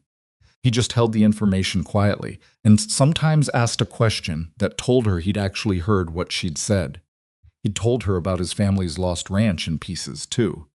About his father, who had been a good man in the way that some people were good without being effective, kind, honest, and entirely unable to fight for what he had when the fighting required a different kind of person than he was. About being 14 and watching the place sold and not understanding until much later that the loss had shaped him in ways that had nothing to do with resentment and everything to do with the specific gravity he felt toward things worth keeping. "You've been trying to do what your father couldn't," Lenora said one evening. Not unkindly, just plainly, because she was better at plain than at gentle. "Maybe," he said. "Or I've been trying to find something I believed in enough to stiff for." He looked at her. Those might be the same thing. She thought about that for a long time. She thought about how people spent years becoming the answer to something that hurt them, and how that wasn't pathology, it was just how humans worked, turning their losses into a direction, hoping the direction led somewhere better than where the loss had left them. She'd done it too. She'd turned Clayton Merritt's betrayal into a 40-foot wall and called the wall independence and lived inside it long enough to almost forget she'd built it herself. "We're both compensating for something," she said. "Probably," he agreed. "Seems to be working out all right." She looked at him, and she felt it again, the thing she'd been feeling since November and learning to stop fighting since March. Not safety, exactly. Not the easy warmth of being comfortable with someone. Something more demanding than that. The feeling of being truly seen by someone and choosing to stay in that line of sight. It was more frightening than anything Marcus Aldrich had ever done. It was also, she admitted to herself, in the quiet of the porch with the valley spread below them and the spring coming up off the ground, the truest thing in her life at the moment. The Cora family made their move in May. She'd been expecting something from that direction for weeks. The Coras had been quiet through the winter while the Aldrich situation played out, which was characteristic. They were the kind of family that waited to see what someone else's move cost before making their own. Dale Cora was 57, methodical, not personally unpleasant, and capable of patience in a way that made him more dangerous than Marcus Aldrich, who was impatient enough to show his hand early. Dale didn't show his hand. He sent his daughter. Margot Cora was 26 and had recently taken over the business management of the family's eastern properties, and she arrived at Ironwood on a Wednesday morning in early May with an appointment she'd requested through a properly written letter and a manner that was polished enough to be concerning. She was not Marcus Aldrich coming to a meeting expecting weakness. She was someone who had done her research. She sat at Lenora's kitchen table, and she was pleasant and specific, and she'd brought numbers with her. The Cora family was proposing a joint grazing arrangement that would allow both families to use the corridor land between their eastern boundaries land that currently sat underused by both sides in a shared rotation that would benefit the Cora's summer operation and give Ironwood access to Cora water infrastructure along the South Creek line. The arrangement would be formalized, documented, and structured as an equal partnership. It sounded good. It was designed to sound good. Lenora listened to all of it and asked several questions and remained neutral in a way that she'd gotten very skilled at over the years, and when Margot Cora finished, she told her that she would review the proposal and respond within 10 days. After Margot left, Lenora sat at the table with the documents for a while. Her father came in and she told him. He sat down and read the proposal himself and was quiet for a long time. Corridor land, he said finally. That's what she's calling it. That land has a well on it. He set the papers down. Southeast corner. Your grandfather dug it in his 3rd year. We stopped maintaining it when we shifted the south operation, but the water table there is the same one that feeds the lower Ironwood pastures. Lenora looked at him. If the Coras get routine access to that corridor under a joint grazing arrangement, Silas said quietly, they'll eventually make a claim to the well use. Not in the 1st year, maybe not in the first 3. But they'll get there. She picked up the proposal and read the corridor land description again. It was precise without being explicit, the kind of language that a lawyer had written to be defensible in either direction, depending on what happened later. This is the long play, she said. Dale Cora's always been the long play. She thought about it for the rest of the day while she worked. She thought about it through the evening rounds. She thought about it sitting on the porch with coffee that night, which was where Harvell found her when he came back from checking the North Ridge cattle. You've had that expression since noon, he said, sitting down. What expression? The one where you're working something out and you won't be finished until you've looked at it from every angle, including the ones that don't exist. She looked at him. That's an irritating observation. I know, he said pleasantly. She told him about the Cora proposal. He listened. She told him about the well in the southeast corridor. His expression shifted slightly, not alarm, but the specific recognition of someone who understood immediately why it mattered. Walk me through the corridor land, he said. I haven't been through that section. It runs about a 1/4 mile between the East Ironwood boundary and the Cora fence line. Old grass, decent ground. The well's about 200 yards in from the south end. Has anyone worked that corridor in the last few years? Not significantly. He was quiet for a moment. Same situation as the North Ridge. She looked at him. Unused land. Looks like available land from the outside, he said. You activated the North Ridge before the Aldrich meeting. Same principle. The corridor is smaller, less dramatic to develop. Doesn't need to be dramatic. It needs to be clearly in use before you respond to the Cora proposal. He looked at the valley. If you're already running cattle through that corridor on an established rotation, the joint grazing conversation changes entirely. They're not coming in to share underused land. They're asking to participate in land you're already managing. She thought about this. It was the same logic as before, not deception. Just the difference between presenting yourself accurately and presenting yourself at your worst moment. The Coras, like the Aldriches before them, were betting on finding Ironwood with resources stretched and land idle. The answer to that bet was the same answer it had always been. Show them they were wrong. 10 days to respond, she said. We need the corridor in rotation in 8. That's possible, Harvell said. The fence line on the east boundary needs checking first. Then we start tomorrow. He nodded. She finished her coffee and looked at the spring night settling over the valley and felt something that had become familiar over the past 2 months, the particular quality of not being alone with the problem. Not because the problem was shared, but because the thinking was. Because there was another person at the table, or on the porch, who was looking at the same things she was looking at, and whose judgment she had tested enough times to trust. That was not a small thing. She had underestimated, for 11 years, how much of her energy went into carrying everything inside her own head, unconfirmed by any perspective but her own. She told herself it was strength. It was partly strength. It was also partly the most expensive habit she'd ever had. Corridor work took 6 days. It was easier than the North Ridge had been. The ground was spring-soft. The fence line needed repair in only 2 places, and the old well was in better shape than anyone had expected. Which turned out to be, because the well casing was the particular stone her grandfather had sourced from the ridge, and it had held against decades of weather the way good stone held against almost everything. They cleared the access path, repaired the fence, and moved a small rotation through the corridor on the 5th day. On the 7th day, Lenora wrote her response to Margot Cora. She was gracious. She acknowledged the value of the Cora family's proposal and the thinking behind it.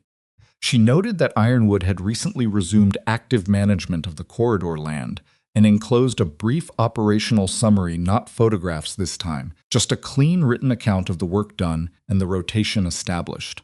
She said that given the corridor's current status, the joint grazing arrangement as proposed would need significant renegotiation to reflect the changed circumstances, and she invited Margot to a follow-up conversation at a time of her choosing. She sealed the letter and gave it to Ruiz to deliver. 2 days later, Margot Cora called on the telephone. They had a line now, installed the previous year, and she was still pleasant, but the pleasantness had a different texture. It was the pleasantness of someone recalibrating. The corridor well, Margot said. Is it in active use? It will be by summer, Lenora said. Pause. My father will want to discuss this further. I'm available, Lenora said, at Ironwood when it suits him.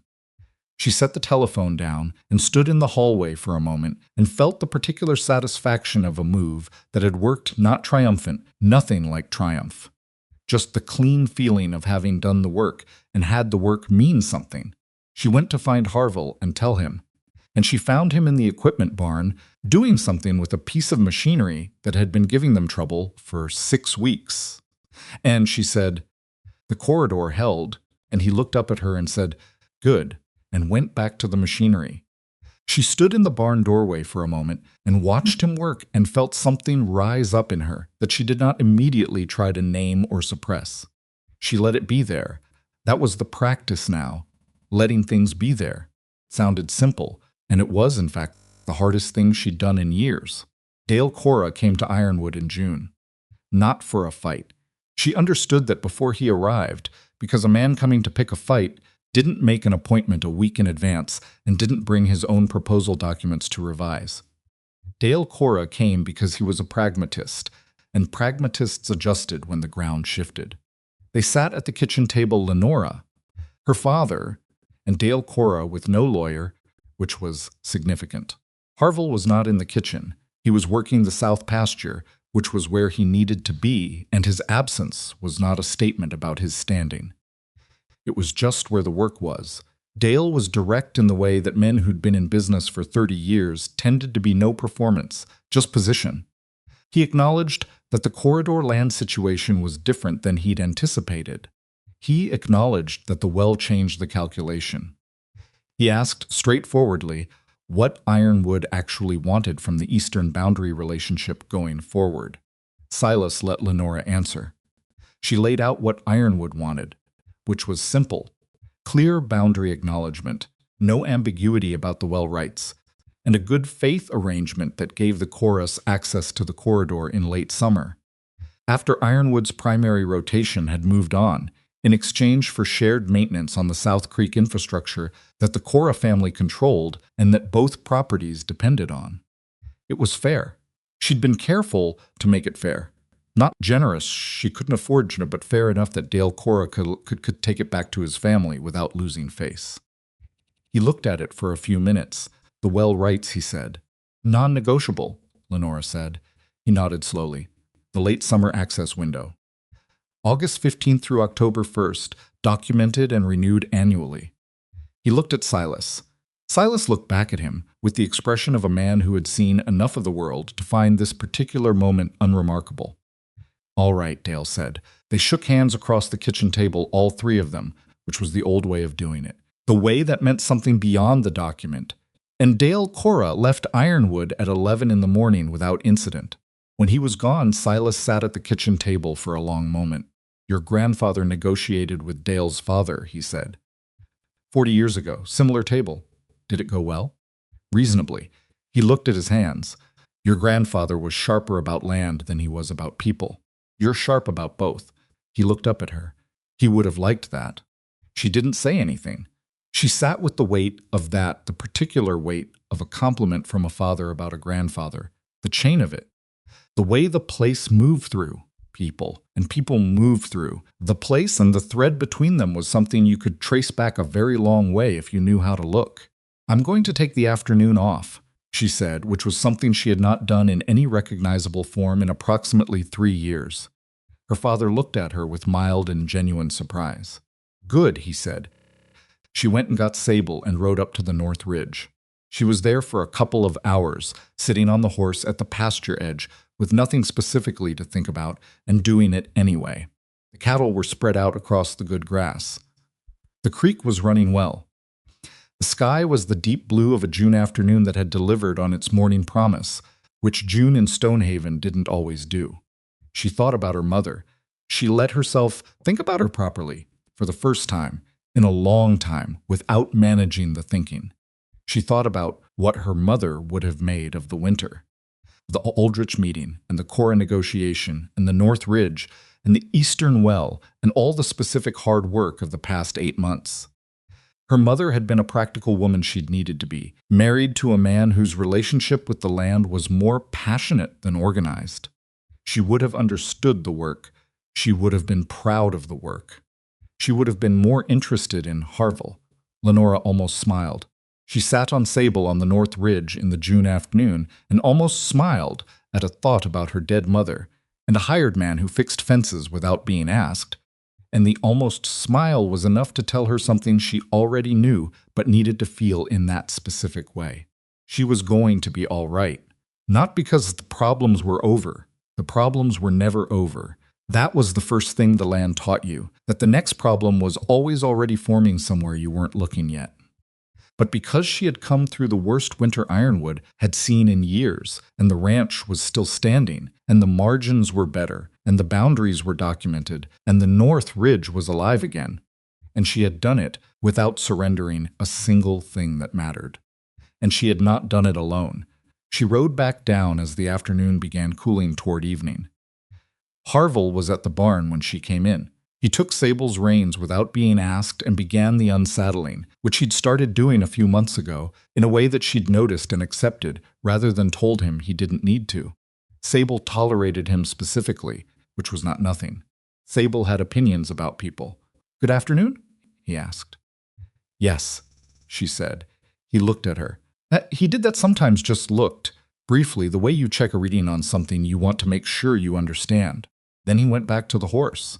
"I've been thinking," she said. About what you said in March, that you wanted a place. A real one." He stopped moving. He didn't turn around. "I want you to have it," she said. "Not as a ranch hand. Not as someone passing through." She said the next part carefully, because she'd thought about how to say it, and she wasn't going to waste the thinking. "I want you here the way you said, the way you meant when you said it. And I want that to be real, documented, not just understood." He turned around. He looked at her with that expression she'd been reading for 8 months, and still sometimes found more than she was fully prepared for, completely present, completely honest. Nothing performed about it. "Are you asking me to marry you?" he said. She held his gaze. "I'm telling you that I want you here permanently, and I want it formalized, and if you have a different way of achieving, that I'm open to discussing it." Something moved through his expression. She thought it might be the closest she'd ever seen him come to being undone by something. "Lenora," he said. "Don't make it into something bigger than it is," she said. "I know what I want, I'm telling you." "It is something big," he said. "Yes," she agreed. "But I don't need a speech about it. I need an answer." He stood there for a moment with Sable's reins in his hand and looked at her. "Yes," he said, "simple as that." She nodded once. "Good." She turned toward the barn door. "The east gate hinge is loose again, before the end of the week. I'll do it tomorrow," he said behind her, and she could hear in his voice that he was very nearly laughing, and she was very nearly letting herself laugh too, and neither of them did, because that was who they were, but the almost laughter was there between them, and it was better than the performed version would have been. They married in late August, under the cottonwoods, at the edge of the yard where the land started its slope toward the lower pasture. Not a large occasion. Silas stood beside Lenora. Ruiz and Wills and Pepper were there, and the Kinley family who had become something closer to allies than suppliers over the past months, and a handful of others from Stonehaven who had watched this winter from the outside and drawn their own conclusions. Marcus Aldrich was not there. Dale Cora sent a brief, correct note of congratulation. It was not a fairy tale wedding. The weather was warm, but the caterer they'd engaged for the simple meal was 45 minutes late, which meant the food arrived after the ceremony had been longer than anyone planned, and Silas's speech went on well past the point where Lenora had been hoping he'd finish, and Harvell's boots were wrong for the occasion, and he knew it, and Lenora knew it, and neither of them mentioned it. Ruiz cried, which surprised everyone, including Ruiz. It was imperfect in the specific ways that real things are imperfect, and Lenora, who had spent a decade and more constructing herself against the vulnerability of wanting anything enough to grieve its loss, stood under the cottonwoods, with the valley spread below Ironwood, and felt the full weight of the moment without managing it or deflecting it. She was terrified. She held it anyway. When it was done, and the guests were eating late, and the evening was coming in gold off the ridge, Harvell found her at the edge of the yard where the cottonwoods opened, and you could see the whole sweep of the property. "How are you?" he asked. "Terrified," she said, because she'd made a commitment to him that included telling him the true answer when he asked questions that deserved one. Of what? Of this being something I can lose. He stood beside her and looked at the ranch the way she was looking at it. "You've been losing things your whole life," he said. "Your mother, the version of yourself that trusted people easily. The winter almost." He paused. "You've kept working anyway." "That's the land," she said. "The land doesn't give you a choice." "You do, though," he said. "You always have a choice. You just keep choosing Ironwood." He looked at her. "You chose this too." She looked at him. "I chose you," she said, correcting it to the thing she meant. The more specific and more frightening thing. "I know," he said. "I'm not going to waste it." She looked back at the ranch. Somewhere below them, her father was sitting with Ruiz at the long table that had been set up in the yard, and his laugh carried up to where she was standing, his real laugh, the one that had been quieter for the past few years, and was less quiet lately. The cattle on the North Ridge were invisible from here, but she knew they were there. The East Corridor was documented and in use. The South Creek infrastructure was shared under an arrangement that was fair to both sides. The well was Ironwood's. The ranch she had held. Not through perfection, not through never bending. Through the stubborn, unglamorous, daily practice of showing up and doing what needed to be done, and making decisions with the information available, and accepting that some of them would be wrong, and doing the next thing anyway. She'd been doing that alone for 11 years. She didn't have to anymore. The years that followed were not easy in the way that stories sometimes suggest years can be easy when the right thing finally happens. Ironwood had good seasons and bad ones. A drought in the second year of their marriage hit the south pasture hard, and they spent 3 months managing water allocations with a care that left both of them exhausted in ways they didn't always handle gracefully. There were arguments, real ones, not the careful circling of two people who don't yet trust each other enough to fight, but the arguments of people who knew each other well enough to know exactly which words would land wrong, and sometimes used them anyway, and had to repair it. Lenora didn't become someone who apologized easily. She became someone who apologized, specifically identifying exactly what she'd gotten wrong, not padding it with generalities that were really just performances of contrition. Harvell received those apologies the way he received everything, levelly, without milking them, moving on to what needed to happen next. He was not perfect either. He had a tendency toward silence in the wrong moments, not the comfortable silence she'd learned to read over years of working beside him, but the closed-off kind that was really just avoidance wearing the face of steadiness.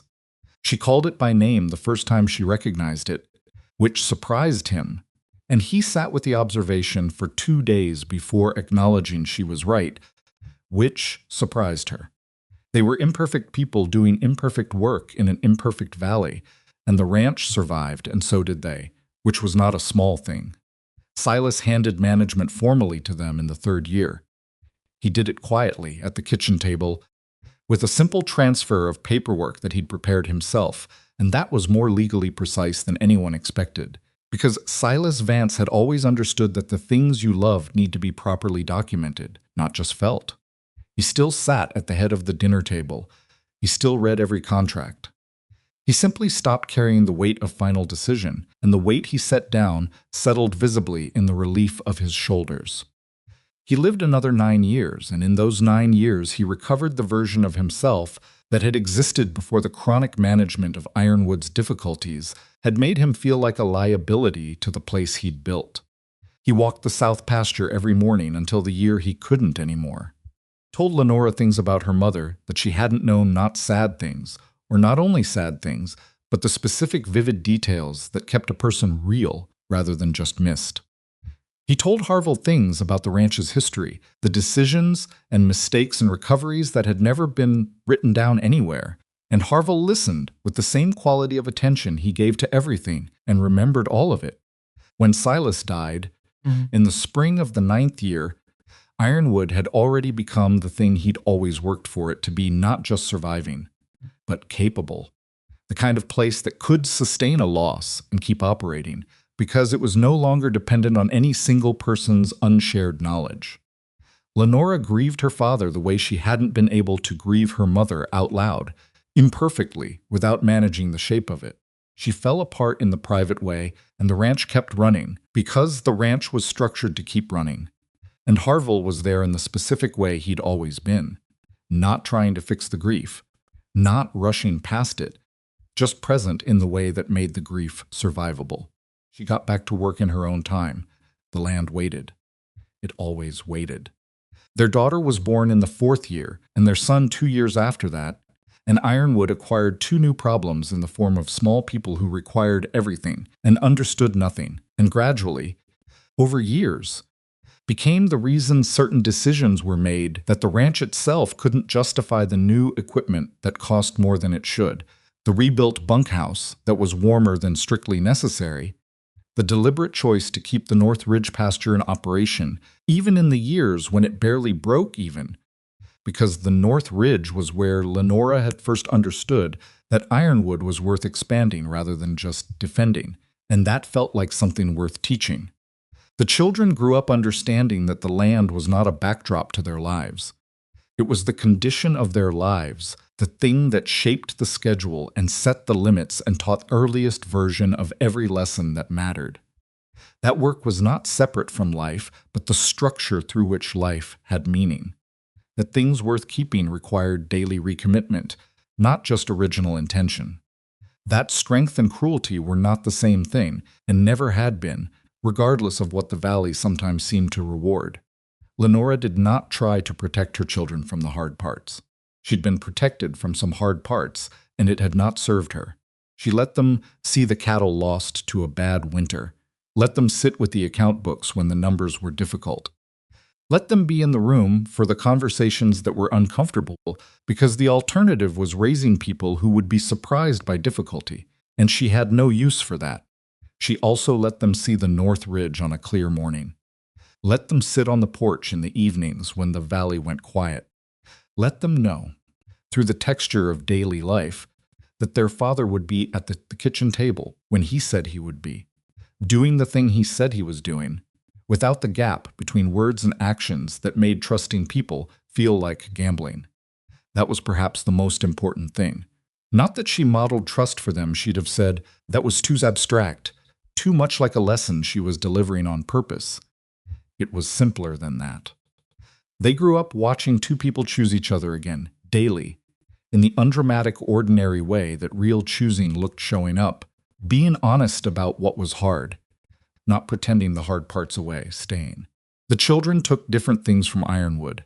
Her daughter had her grandfather's patience and her mother's eye for land, and a stubbornness that neither parent could entirely claim responsibility for. Her son had Harvell's quietness and Lenora's directness in a combination that was occasionally alarming and more often effective.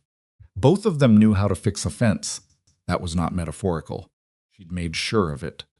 One evening, years into all of it, Lenora stood at the edge of the yard under the cottonwoods, the same place she'd stood with Harvell on the night of their wedding, looking at the same valley, and watched the two children racing through the lower yard in the last of the light, while Harvell talked to Ruiz near the barn. Ruiz had never left Ironwood.